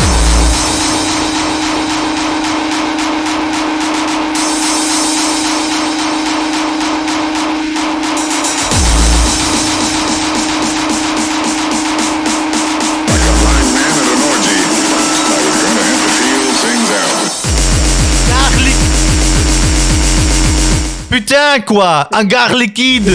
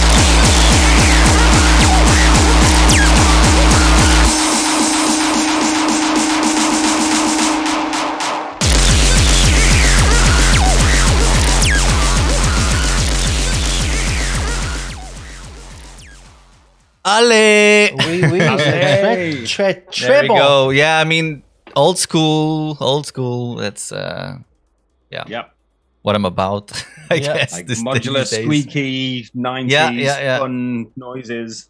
Yeah. Lekker. Cool. Lekker. Nice. Well, I'm happy to read all the positive stuff about it. Yeah, and Kim or Chaim saying there's some Frenchies in the chat. Yeah, you'll find a few lurking. Actually, this makes me curious. Where is everybody from in the chat? Here we go. Put a flag. Fucking clickbait. Put a flag for where you are in the chat. Is there even flags on this shit? Here we go. There you go. Speedy Q's is dope. Yeah. Speedix actually. It's not Speedy Q's, it's Speed Dicks. Yeah. Which Cam pointed out that it's something in England. Speed Dicks is what you get when you have amphetamine. I think they have the same everywhere when you do the Speed Dicks. But that's not what the name is. That you pronounce it. But everybody has Speed Dicks. Okay, here we go. Oh, there's no. What? Just trying to see where everybody's from. Yeah, that's what you want to see. Yeah. Okay, well, that was a nice feature. You can leave now. Oh, mate. But yeah, you've got a bunch of really cool shit coming out. Yeah, man. Thank you. Thank you. Up. Before we move on from this section, I just want to remind you all to go and buy that fucking Oblivion release because it's going fast. Let me turn that off and turn that on. This on the Oblivion site. I'm going to put a link in the chat now. I only opened this up. Yep. Get it while it's hot for the show because we're going to close this again. There's only 50 of these. You get the vinyl, you get beer, you get a t-shirt. What more do you want, man? Clothes, beer, and music. It's like a dream combination. Also, we're watching the people that have bought them. There's a shitload of people have bought them already. Right? If you've bought this during the show, at the end of the show, we're going to do a raffle, and one of you is going to win nothing. Maybe even two. One of you is going to win nothing. A slap on the dick. One of you is going to win a customized white label for the release. Don't give me more shots. Don't give me more shots. That means more shots. So that was the end of that section. Respect. Francis, thank you for coming onto the show and presenting your forthcoming You're welcome. music. I'm happy to be able to share it after such a time as well. Yeah, a lot of cool shit going on. Yeah, really looking forward to hearing the full album, man. It sounds really I'll send really it to you. Awesome. Sorry, people. So we're moving on to What's Hot? What's Hot? What is hot? Oh, we've got a You are Joe. bunch. Oh, thanks, bro. Can we sploof? Maybe mute my Can we sploof? Do a team sploof. Team sploof. Anyway, what's hot? I tell you what's fucking hot. Tymon, that's what's hot. Oh, Let's yeah, go. here we go. Ignore me.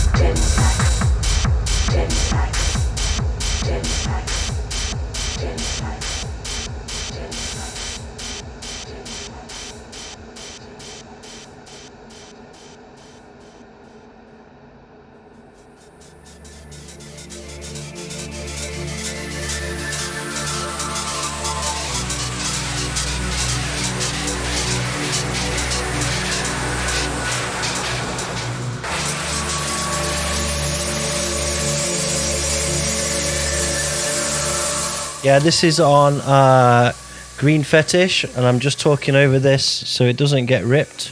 Green Fetish Records. I'm going to put the link into the chat right now. Enjoy.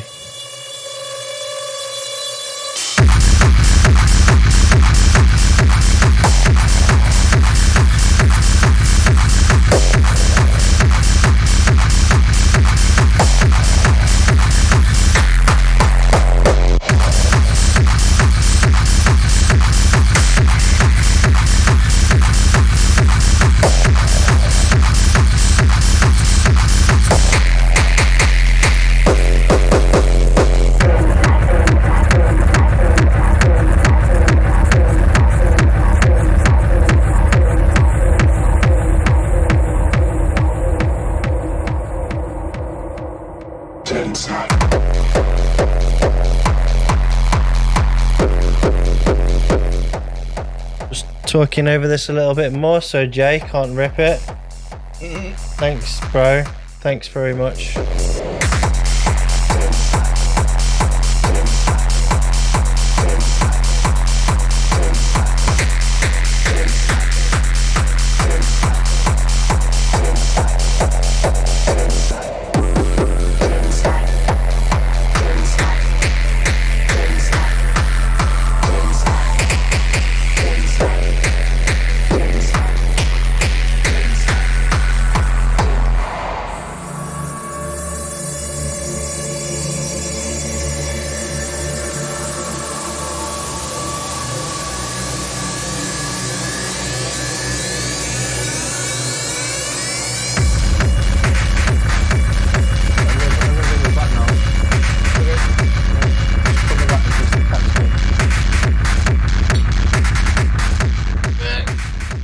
Alright, so Tymon, Dead Inside, fucking awesome.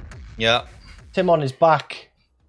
And still dead inside. Still dead. That sample, it sounded like Dirty Slag after a while. It was like Dirty Slag, Dirty Slag. It's fucking banging. So people asking in the chat where to get that from. It's Green Fetish it's Records. Green Fetish. Let me just turn that off.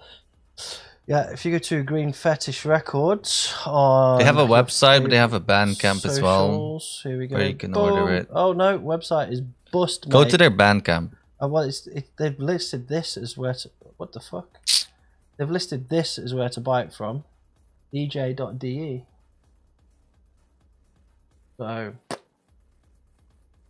Yeah, they have a Bandcamp as well. I know you can pre-order there as well. Let's have a look. Green Fetish. Whack. Here we go. Yep, you get it over there. Look, get it from Bandcamp. People see more money from the Bandcamp buys, guys.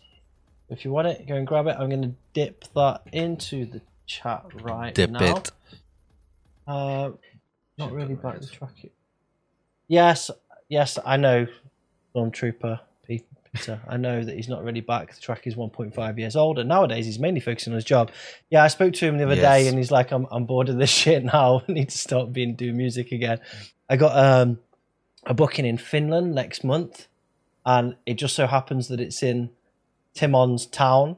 So he's like, "Oh, can't wait to hook up." Blah blah blah blah blah. So yeah, Seventh Circle is really good as well. He's got something in his stomach that needs to come out. So.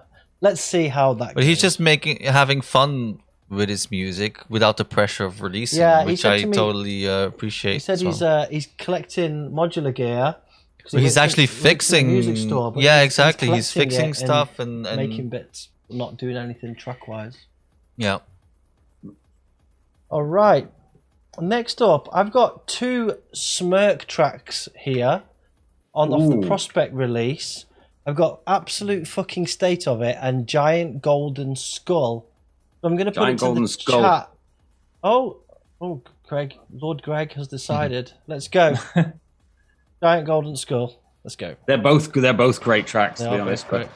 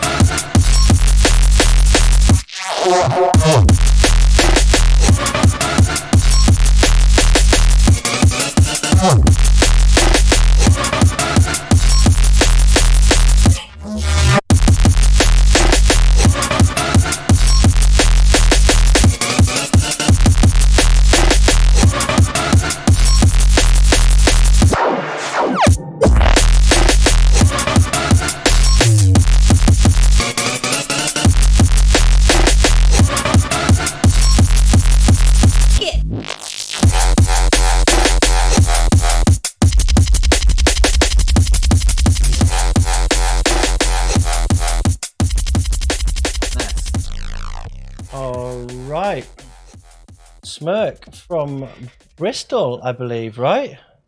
From Bristol? Right. Yes, Cursor and Tapeworm. Is it Tapeworm? Yes, that's right. Let's have a look. We've got boom, boom. Yeah, so they've been smashing it for a while, man. They have. I know Rob Ayre's a massive, massive fan. Yeah, if you want this shit, then head over to the Prospect site. I'll put the link in the chat right now. And you can grab check out all their stuff. There's like the 3-volume thing that they've done is really, really good. Yeah. Yeah. Someone says in the chat, I love how this show. Let me just comment. Jay Trusted. I love how I said this before during the Shominac 1 show, but I love that this show is now a little bit more open to the slower stuff too. Hard techno definitely falls under the same umbrella these days. Oh, that was about the Tymon track. But yeah, we're all about everything that's anything to do with core here. So it doesn't have to be kick drums. We're very open-minded, so that we're even allowing tapeworms into our lives. And sploofing, anything, anything really. Yeah, so good feedback. Everybody loves it. It's a banger. Yeah. But if you do like kick drums and you do like breaks, well, here's the new Satan remix of Katharsys on Other Side.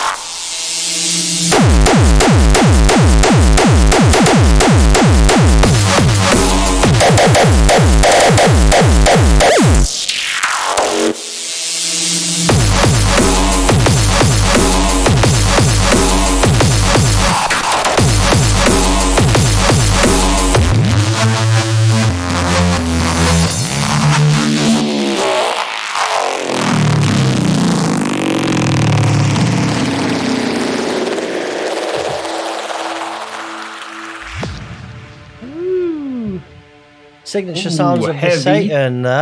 Mixing it up a bit though.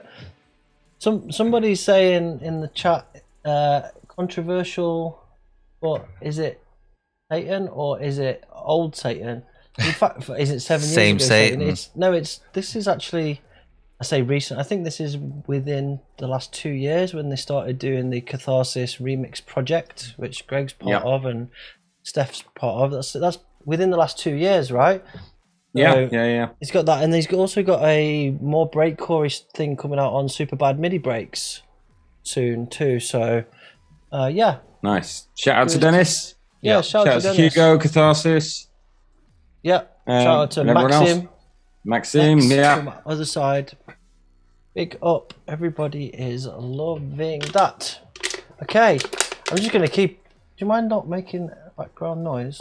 Then stop feeding me beer. I'm on a roll now, so I'm just gonna keep fucking firing these out. Yeah. New Ophidian, silver. There we go. 22.22, name of the wolf. Let's fucking go.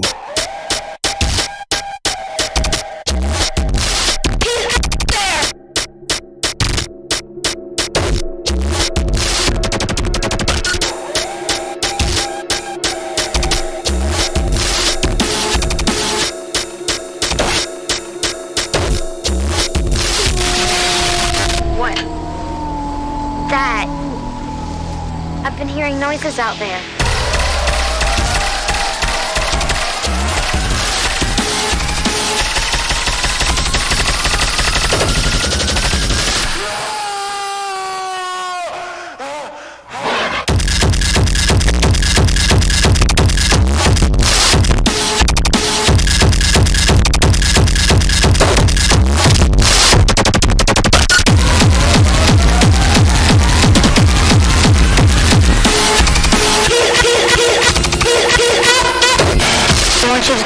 Into a silver bullet.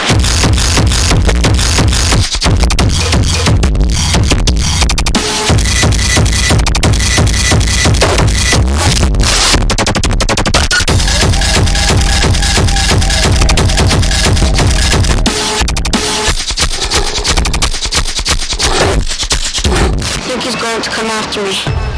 Whenever the moon was full, it happened again. It happened again. Whenever the moon was full, it happened again. It happened again and again.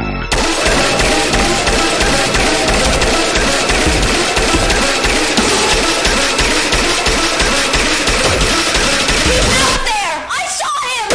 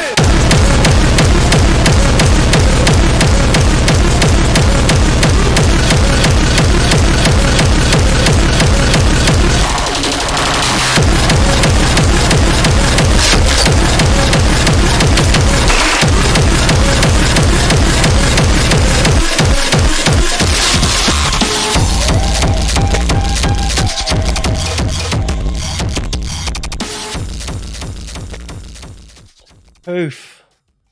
Yeah. Ophidian knocking out more silverness. And that's a follow-on track to his previous silver track, and this is on Core 2 also, right? Is it on? Not It's on Thunderdome. It is Thunderdome, yeah, but I don't know what the Core 2 is related to. The first one was on Core, right? The first Silver. Someone help me in the chat. Yeah. A little bit drunk now. Yeah. Colours of Defcon 1. There we go, Silver. It's for the Silver.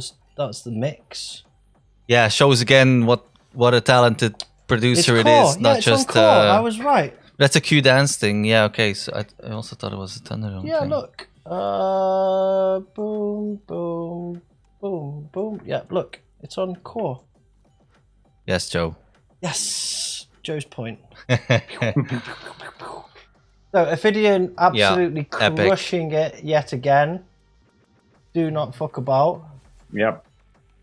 Put in the chat, absolutely bumming it. Did you ever get in touch with him about doing that collab that everyone was caning you to do, Greg? No, never happened. No. We had a similar thing. He came to me at Dominator once asking also to do something very extreme. I wanted to do something slow with him, of course. If he approaches you, you want to make the most out of it. But he wanted to do something like pure hate. And I was like, I have no idea how to do that a second time. Especially with him involved, but the fact that he had interest, he even commented on YouTube on that track, saying that this was awful, and then he wanted to do something like that, which really piqued my interest. Yeah. But it also never happened. You speak about a lot of things, but in reality, it's more tricky. Yeah. Nice though, isn't it? Yeah, it's nice. We carry on. Yeah. Oi. Yeah. Next up, we've got a track from Mr. Herbert Ultragore, forthcoming on Triple G. Nice. Me Destino Negro. I guess that means my destination is dark or my destination is black. Black. Let's see. They will say that I have shed innocent blood. What's blood for, if not for shedding?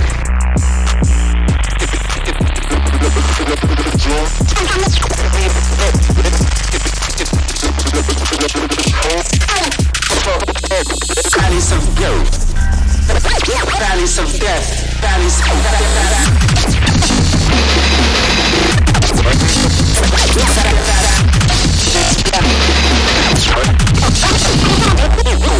shadows of last breath, shadows of last breath, shadows of last breath, shadows of last breath.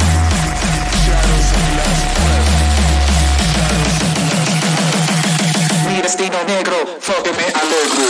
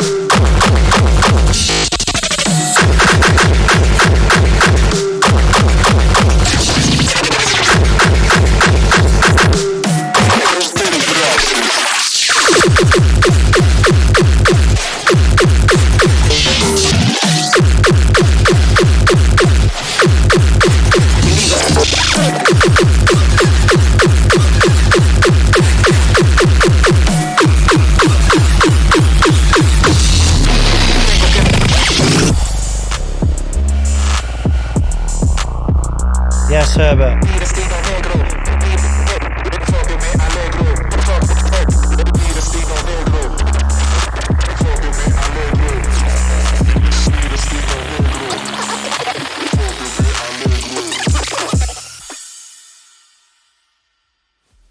Yes. Shout out to Herbert, the Don Juan in Colombia. Big up. And we awesome. Got, Yeah, this is forthcoming on Triple G. Triple G Let spot. me just bring this shit up here. Boom. Gemma Triple G spot. The Triple G spot. So, yep, forthcoming Triple G. I'm going to put the link in the chat right now if you want to secure this. And also, shout out to Triple G. They've got hot sauce coming out.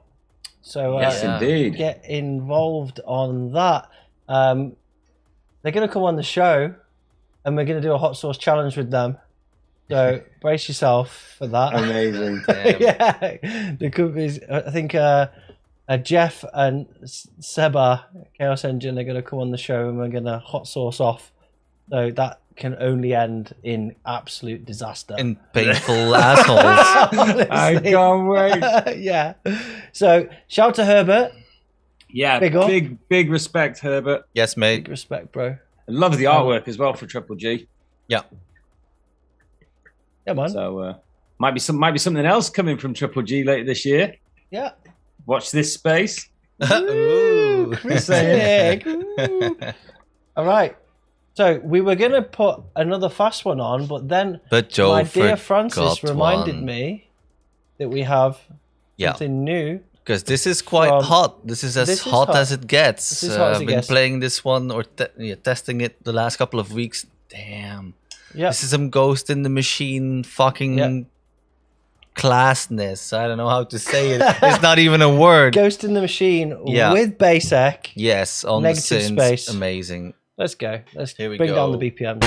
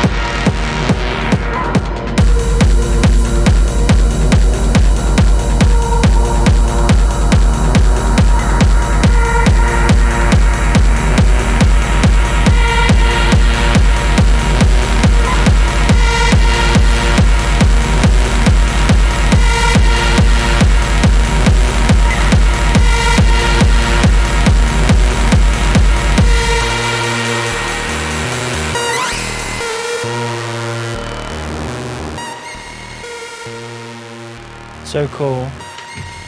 Right, that synth. It's goes so deep. Real cool. I played it a couple of times and it really just sticks with you, like, especially if once you link it to like a certain crowd interaction, and then there's like, damn, goosebumps and all that. Yeah. Wow. Forever respect, awesome. Ghost in the Machine, yeah, and Baseck. Yeah. Baseck. I wonder what Baseck's contribution was to that. Do you think the synth? The synth, yeah. Yeah, as far as I know, modular, the synth stuff for sure. Yeah. Yeah, the kick is very Ghost in the Machine. It's so full and it's so deep when you play it. It just knocks out any other previous track you're playing. Clean, it's powerful. Yeah. It's all that. Amazing. Amazing. Yeah. All right. So we've got one more track to play. And it's from Kin Akira. Yes. With Mike Redman. It's the remix of the Concrete Jungle thing, right? Yeah.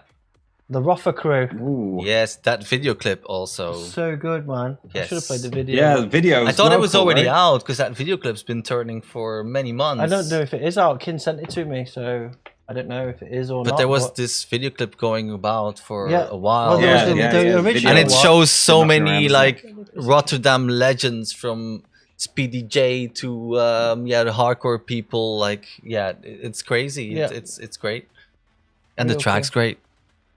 Voilà. And you love it. Right. We're going to turn my mic off. This is the last one in What's Hot, and then we're going to do questions. So last one in What's Hot.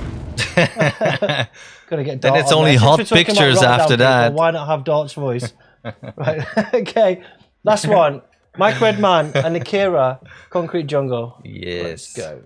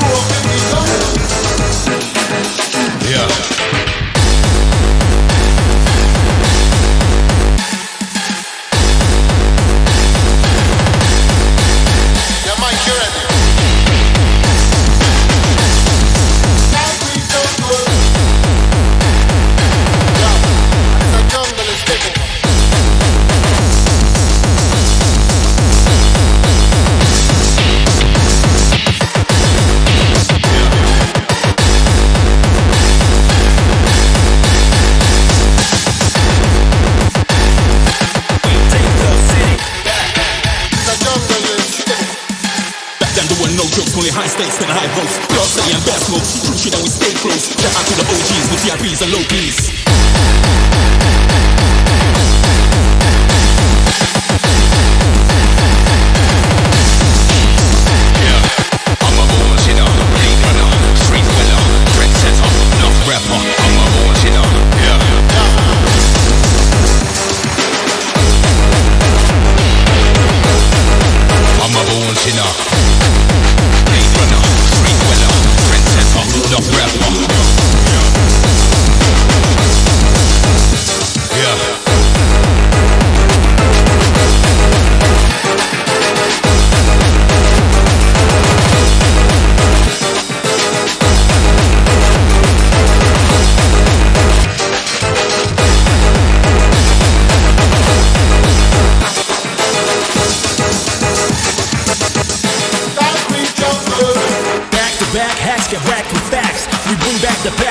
The track attacks, murder backwards, still hardcore. I keep it gritty with my Rotterdam committee. We take the city.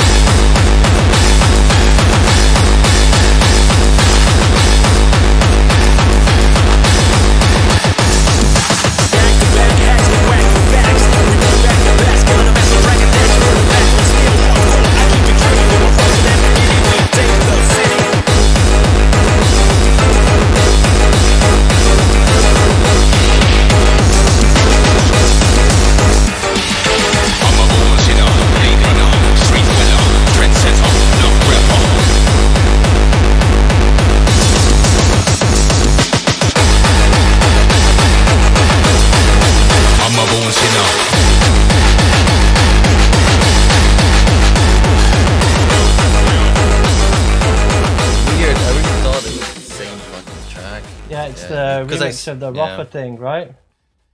Yes, it is. That's why turn off my mic. Turn off. Right, I've decided I am going to play one more track. He has decided. Oh, all right. Then. Yeah.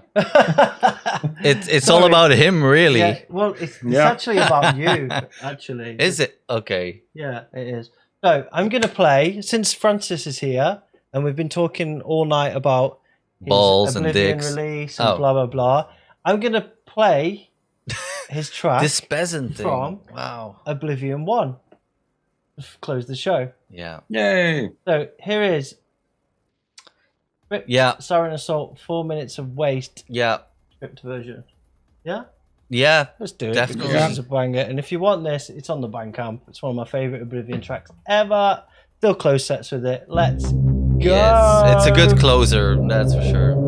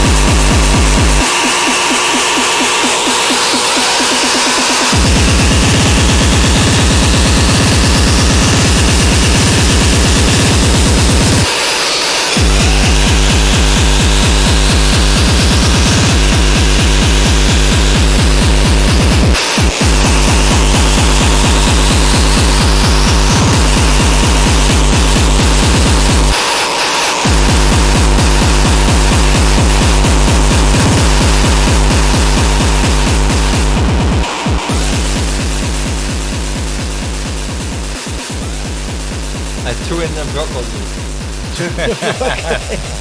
Yes, I threw in the broccoli. Can you see it? So that was. You all need more veggies. That was 8 years ago, right? Wow. Yeah, if you say so. Plus, that track was a bit older. I still vaguely remember how it came about. It was Sarin who came to me for, I think, a remix. But oh man, it's very distant. And I know I made the track, but it was with all sounds of him or something, and it just really went. Yeah, it just felt like a really. It needed to be old school and early. Don't have the early terror vibe to it, but I did an interview recently with Dwayne Diedra for his dissertation, and it was focused on the label. I think he did a bunch of interviews with other people too, and we were talking about the first Oblivion release, and he was like, What was it a remix of? Because I've been searching 4 Minutes of Waste everywhere and I can't find it. And I was like, it's because it was called 3 Minutes of Waste. Exactly. That was the thing about it. It wasn't exactly a remix, but it was a 3 Minute of Waste. And he came to me with the idea to do a 4 Minute of Waste. And it actually was 4 minutes. Yeah. But I forgot to cut the last bit of the track. That's why it runs out to more than 4 minutes. It should have stopped actually before that, because the last bit is just like a filter loop, which shouldn't be on the record. So right, my mistake. Oh well. But I still really enjoy that track too, for sure. All right. Well, that was the end of What's Hot, and now we're gonna do some questions. And then we're gonna call it. So, what do we have here?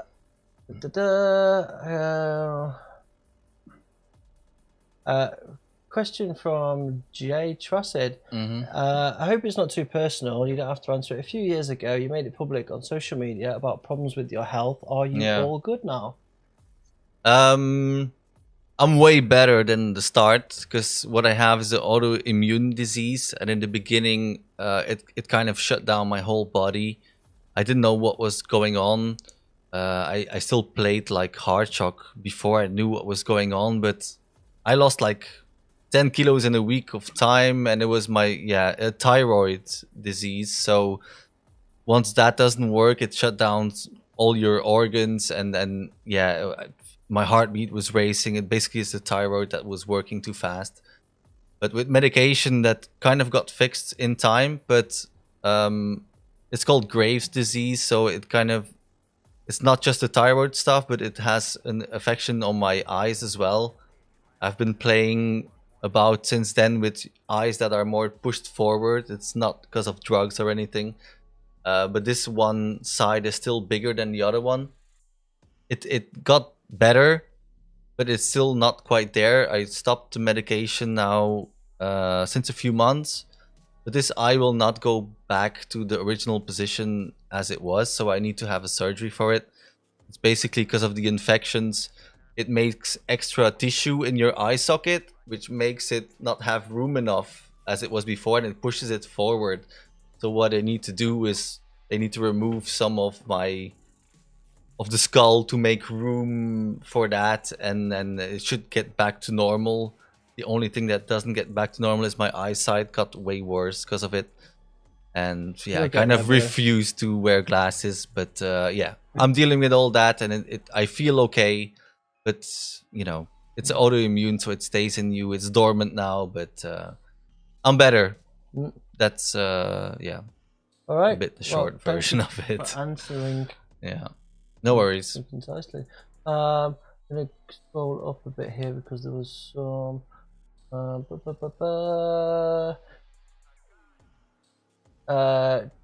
Your collabing seems to have decreased in the past years. How come? Is it due to you're going more analog? It's partially because of the analog, but not just that. It's more because I put more thought in what I do. I feel like I'm on a new exciting journey that I need to do alone. It's about my expression of how I feel about music, and there will be collabs at some point, but I'm now in the middle of this exciting new equipment experiments, and it's better to fully develop maybe this new sound before I get too much other people involved. Yeah, I get that. Yeah. Makes sense. Yeah, totally. Yeah. Keep questions coming. Yeah, go on, Greg. Someone wanted to know what happened to Madback. Was it a copyright issue? Yeah. It was. Well, it's not exactly a copyright issue, but how to make this clear? It was basically because we were with the digital releases. Once we started to put the Madback stuff, which was originally vinyl, once we started putting this out digitally, we were with a certain distributor that kind of made us, in a weird illegal way, we got stuck to a certain contract. And once I wanted to work with Al Twisted when KRTM came involved, he wanted a new distribution, but they didn't allow us to leave, and they put lawyers on top of us and all that shit. it was just a big fucking hassle, and the easiest thing we could do was just change the name, but still make it recognizable to what it was. And in the end, it wasn't a bad thing because the management changed. You know, Casimir came involved with it, and we got a new logo. And I'm not, you know, I don't regret any of that. But that's kind of how it happened because we got stuck to a shitty distributor for digitals. Yeah. Right, cool. Question here from Kaim. You said you were leaving, bro. Can you do shots? We can do shots. Who said that? Kaim. He said he was leaving, but he said, I'm going, guys. And everyone went, bye. And now he's asking, can we do shots? So, yeah. Yeah, we can. Okay. I need to charge my phone because of this stream thing. Sorry, everybody needs to know this. Yeah, but if I want to read the Ant Tones is in the house. Easy now, Ant Tones. Where's Ant been the whole time? Has he been lurking? Probably been playing Call of Duty, telling dad jokes. You're right, my brother. Love you. Yeah. Polishing his kids' bikes. Will your next Madback Records release have a poster with it? A what? Poster. No. Cheers. Cheers. Cheers. Cheers, everybody. Oh, hello. There's a cat here. The poster was really something I did to promote the artist I was working with or that I used to do the artwork. Now I'm doing the future artwork myself, which is also paintings, but it's a bit more abstract, and I didn't feel like it needed to be a poster. Actually, at this point, I'm not sure if I'm going to do like a certain bundle to come with the or to promote the record, but there will be some merch and stuff coming at some. Awesome. Yeah, very soon actually. Nice. Well, from Dean Devastator, have you ever spoken to Scooter regarding the block sample of Fuck the Millennium? Can we talk about that? Yeah. Well, I released that track as a free release, so he can't do anything. Even though he also stole the vocal. But there is a story to it, because originally that EP was gonna go to Industrial Strength. Lenny approved it, artwork was being made. And then someone pointed out like it was from Scooter. I thought it was so obvious that he would know, but he didn't, and there was a bit of a hassle with it. And then he pulled the release, which is fine, and then I released it as a free release. That's a bit the backstory around it. All right. Yeah. Cool. Yeah. I actually now I don't. I sampled lots of stuff back in the day, but now it's very limited. Mm-hmm. Once you get into this world of analog or whatever, you try to make it as much as you can your own. Yeah. Which makes it again interesting and new and gay. James Bufferland, where did the ideas for the earlier Madback artworks come from? They're quite different. That was Casimir, right? Yeah. Different is the word for it. Yeah, but I love everything Casimir does, but I don't have an exact explanation for where he gets his inspiration, because I gave him total artistic freedom, which you should do as an artist, I think. I think you all remember Casimir took a break from hardcore when he was doing the faster stuff, and we were still meeting up like regularly, and when he decided to come back and do some hardcore or some music at least, he didn't really know where to go with his music, because he puts for him artwork's very important, and he couldn't find himself because he's like all around artist as well. You know, I don't know if you saw the movie he made for his arts release. You know, artwork and music goes hand in hand, and he couldn't find that in the hardcore spectrum. So I was like, you know, I'm a bit in a dead end with the distributor I had with Madback at the time. You can get involved, you can get artistic freedom with the artwork, and that's kind of how Madback started. And you can notice that in the early releases that it was a lot of techno and slower stuff, and like, yeah, just kind of discovering his new style and the freedom that comes with it and the artwork. I never came in between anything. It was just a room and time for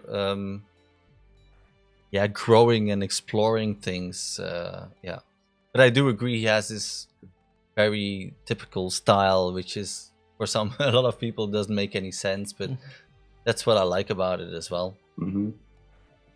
Yeah.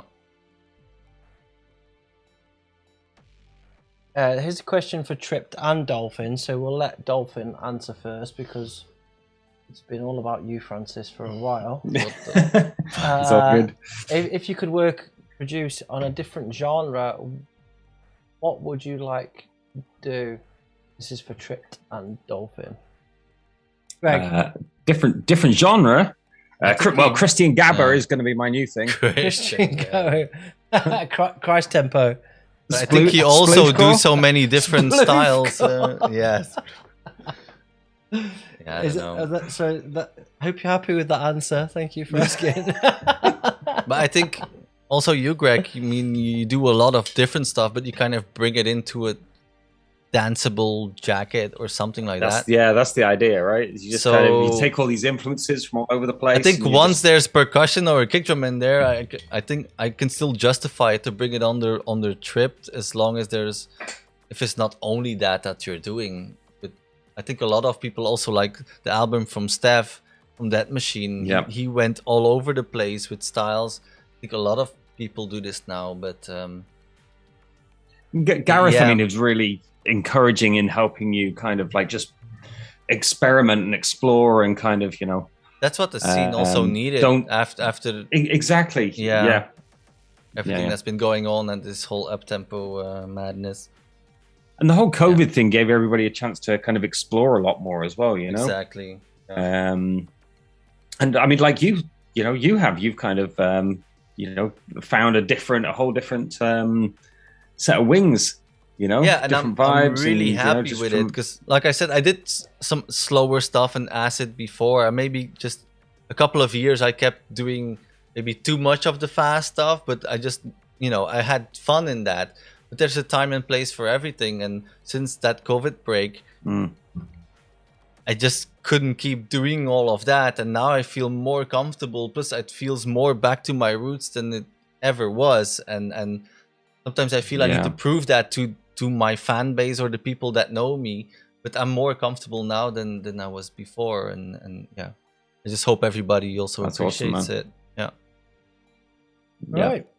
Yeah. I'd like to think that people have kind of come back from COVID and they're more open-minded than they ever were. I've certainly got that vibe when I've like in the gigs I've had since the big COVID break.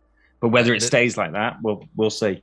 There's so much to explore, and I think the COVID, really, it opened a lot of stuff. Like I said, there were no events, so you kind of were forced to listen to. I mean, I'm not a person that's gonna listen constantly to hardcore or faster music. You kind of need a break from that as well, and it just for sure. You get all these different elements in there, and I don't know. It was a very interesting time actually, but it took too long. I was done with it after 6 months. I would bring on the parties again, Robert's telling me off for missing his question. Where's your question? Oh, question for Tripped. Any new tattoos or tattoo ideas? I think we had Robert. That question last time. Yeah, it's probably Robert that asked it last time. Scared to have one himself.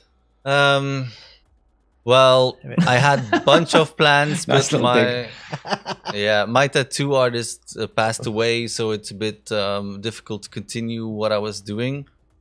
I had a bunch of ideas. I still have ideas, but it's difficult when your go-to person isn't there anymore, and if you have to, I don't know. It's like it feels like you have to start from scratch. You have to put all your trust into someone, because I'm not someone who just goes to a guy like, I want this on me.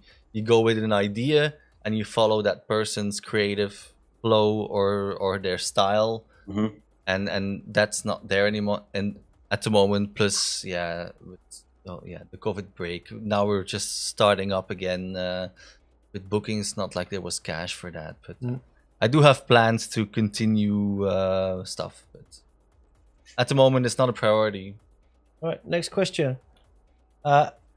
Yes, Jay, you get another question. Of course you do, Fuck's sake. You already got a vinyl, you fucking cunt. He's got a vinyl and 2 questions. 2? Yeah. Jesus Christ. What the fuck, man?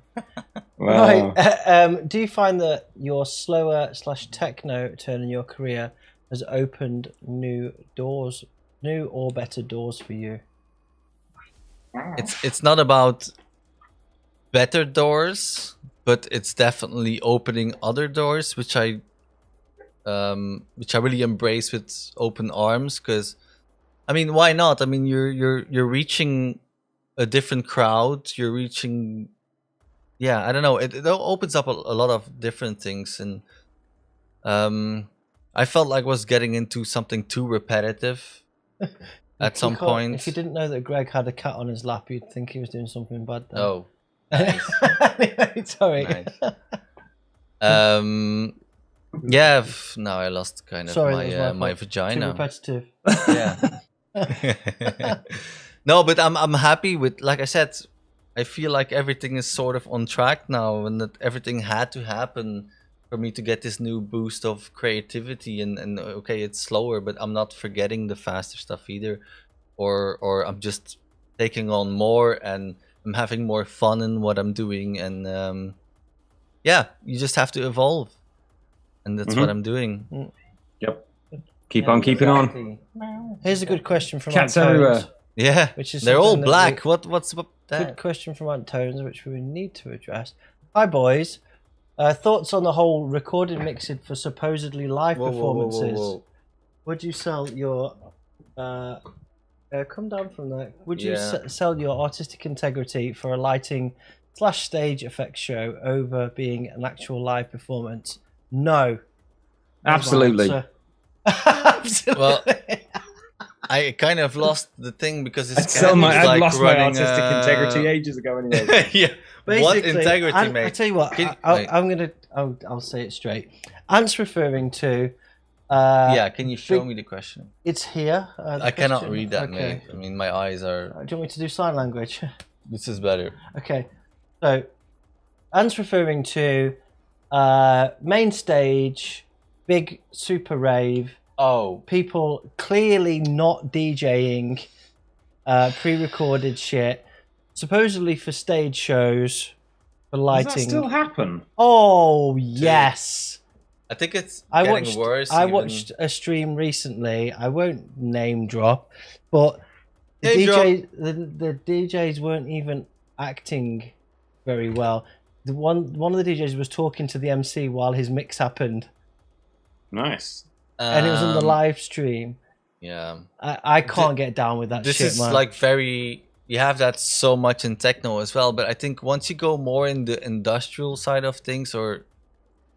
I don't know, it's the same with the hardcore. You have it a lot in the mainstream. People get ghost produced, but it's the same in the techno. But I think when people really love what they're doing, they will not be able to justify that, and they will never do this. Or yeah, it depends. I think I actually don't know who's doing it all, but yeah, I don't know.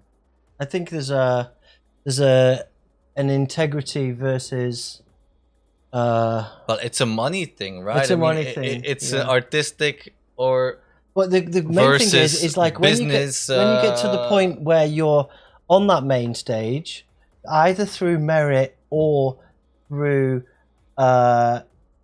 money or fabrication, whatever. What do you actually get a choice? It doesn't. Do you actually get a choice? Do they say you're going to play this stage and you're not going to mix live? Do you want it or not? What the fuck? Well, that I must really happen. don't get it. I don't get it. I think I only played a couple of main stages, but at a festival only once. I think Hard Chuck with D-Test. I mean, I ended with pure hate. There was nothing. There was nothing fixed about it, and you just do your thing. If you're booked at it, you do your fucking thing. If you're gonna play fucking safe, but doing a pre-recorded thing, I think that's a bit what's wrong with the whole music industry. It's just about money and whatever. I can't. I remember having a conversation with an ex-colleague. That's what's killing the whole and I music said scene. I would rather just play on the second or third stage the people that I know me and know what I do than play up there and be faking it kind of thing. Yeah. Wouldn't you? And they were like, no. But I guess it comes down to like the kind of person that you are, what you're in this for, if you're in it for. Yeah, I get that you want to make, well, it's not so much making money. I mean, it would be nice, like also for me, if you can do what you want and can have a living out of it. But once, it's still the artistic stuff that will be number one, apart from, you know, compared to the financial stuff. And once the financial stuff is more important than the artistic stuff, yeah, then you're in that different category. But it's always a balance, though. But good I'm just here for the free t-shirts. Yeah. Exactly. If something has, showed me during the whole COVID stuff is that I'm actually going to take a step backwards from what I know, a formula that works. Yeah. Just do what I want to do. Yeah. Anyway. Blah, blah, blah. We'll do one more question. One more question. Anybody want to drop the question bomb? I think we're done, right? No? Oh, you're done. Mr. 14 Anger dropped a question. Yeah. Oh. But I can't find it now. Where is it? I think he already logged out. No one answered his question. When was that, though? Here we go. Recently. Crypt, would you be interested in working on a dark ambient / ambient or cinematic music? Hey, I never say no to anything new. Sounds a bit, typical tripped again. No, yeah, for sure. Are you suggesting something, mate? Maybe he is. Yeah. Because I'm looking forward to our verses there on Saturday. Maybe you could play a dark ambient set at Prospect.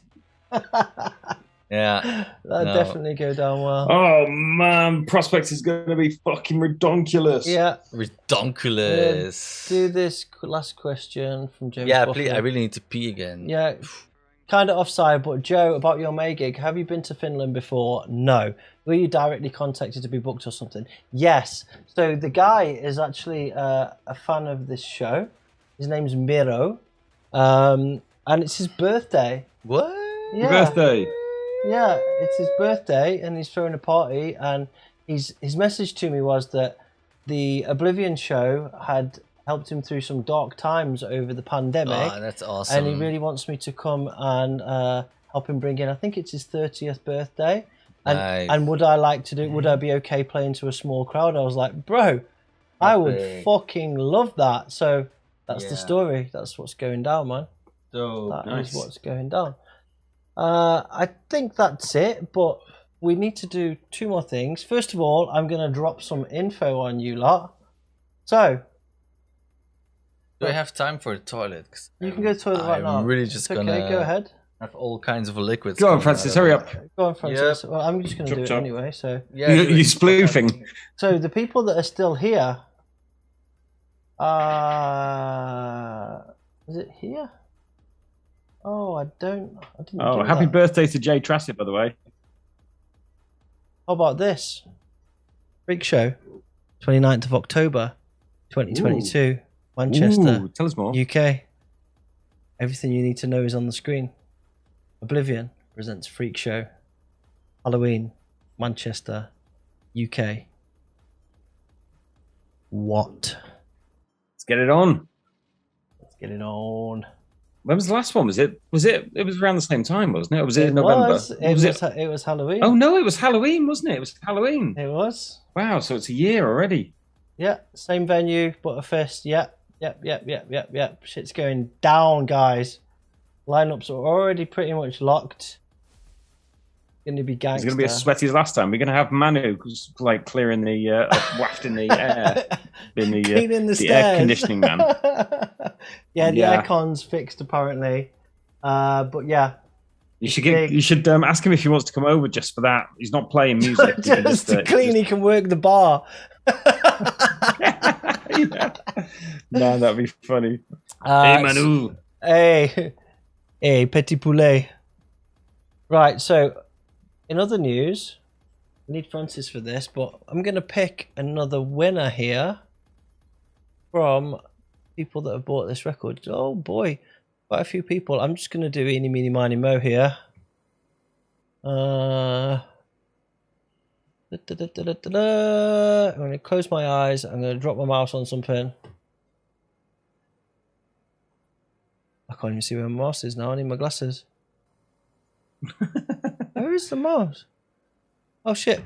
Okay, so Jim Dresden, you have won the competition for buying the Oblivion release, the Oblivion bundle, during the show. So you need to write.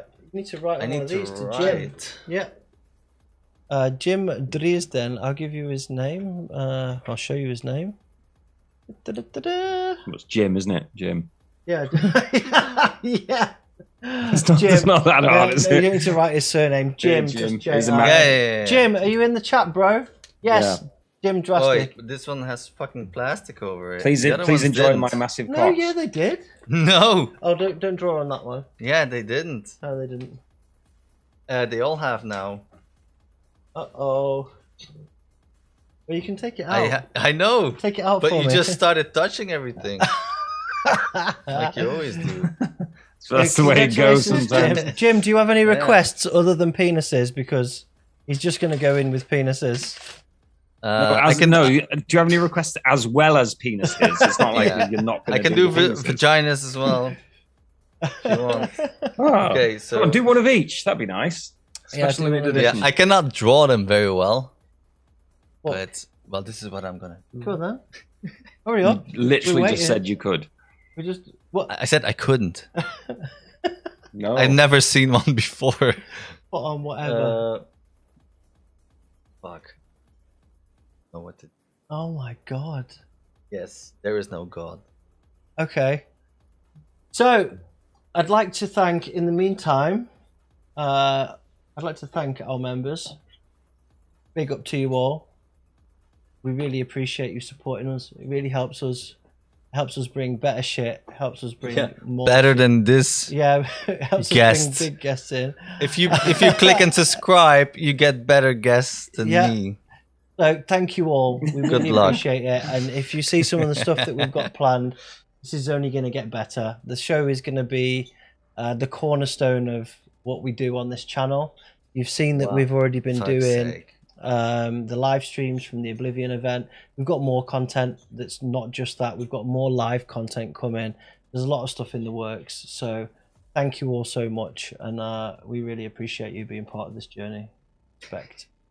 I started writing and then there was no more room for the last letter of the word. Oh my god. Dude, I mean, you're making me write stuff while I'm drunk. This is for you, Jim. Look, the R is somewhere else. But you still have a dick. Just for you. Jim. Anyway. Here's another penis. Yeah. It's crazy to think that I'm also a painter. You are a painter. And I'm going to drop another bomb on everybody. Because we've had a few bombs. For those who didn't tune in early and didn't see this, there's a couple of things coming.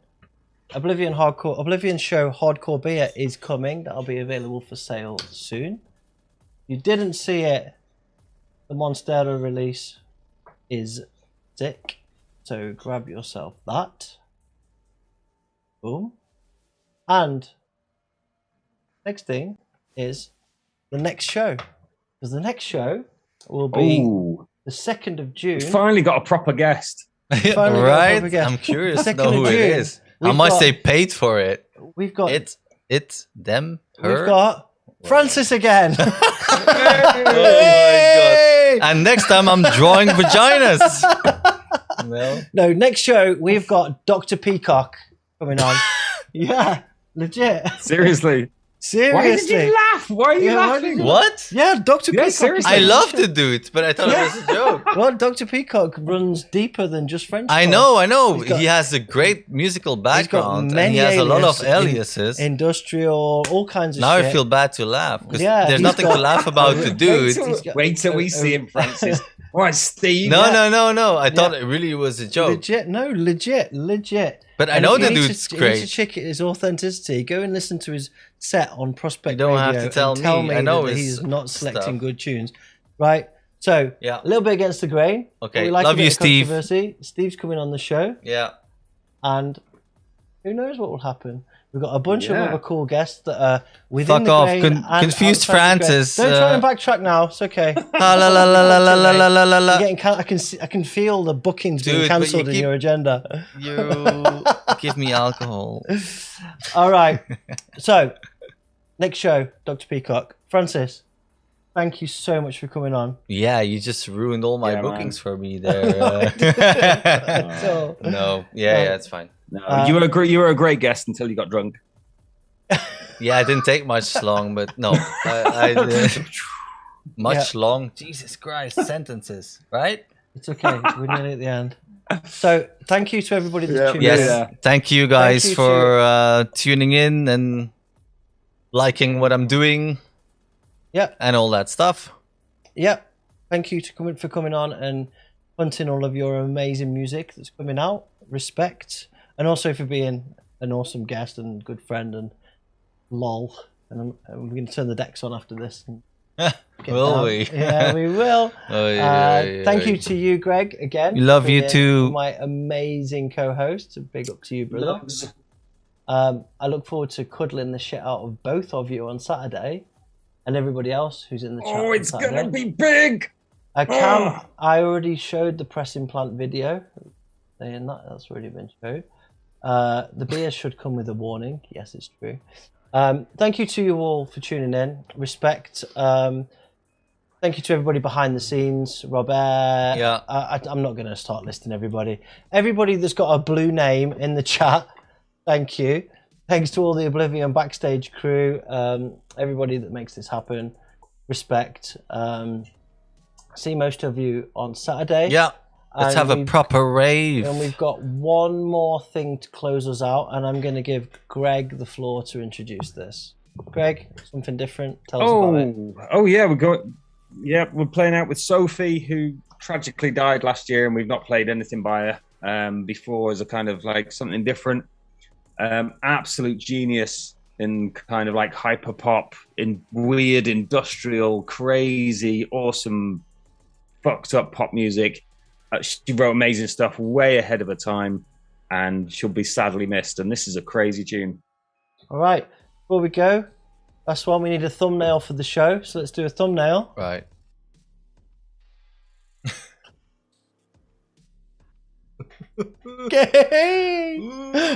Right. All right. Mwah. Love you guys. Cheers. Love you loads. Bye-bye. Bye.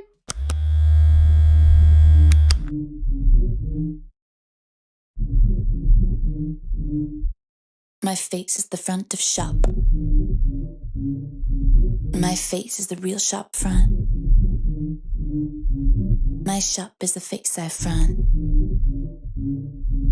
I'm real when I shop my face.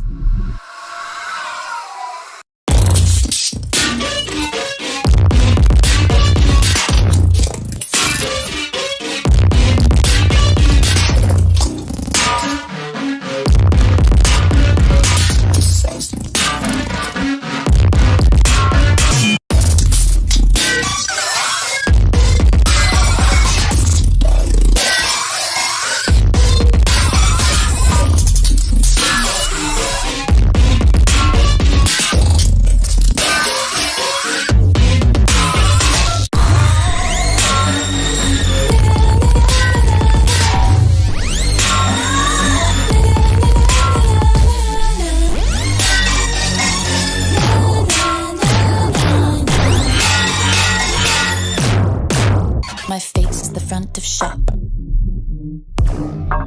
My face is the real shop front. My shop is the face I front. I'm real when I shop my face.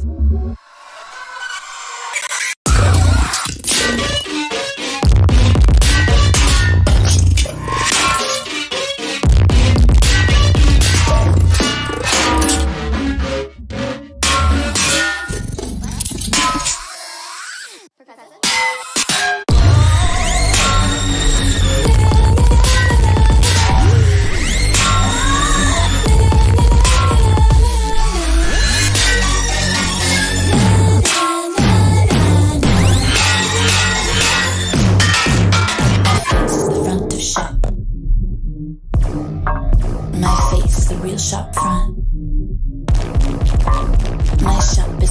at front. I'm me when I shop my bass.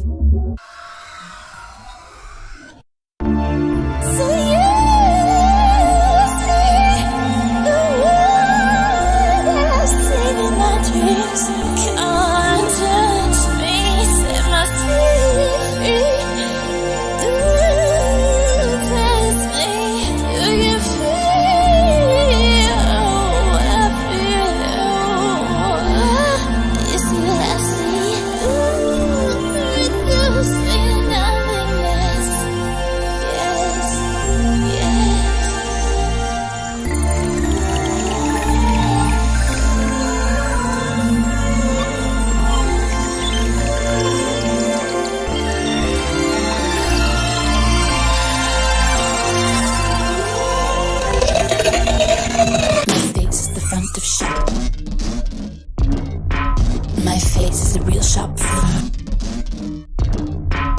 My shop is the fix at front. And my shop my face. Oh, you know what? My face is the front of shop. My face is the real shop front. My shop is the fix at front.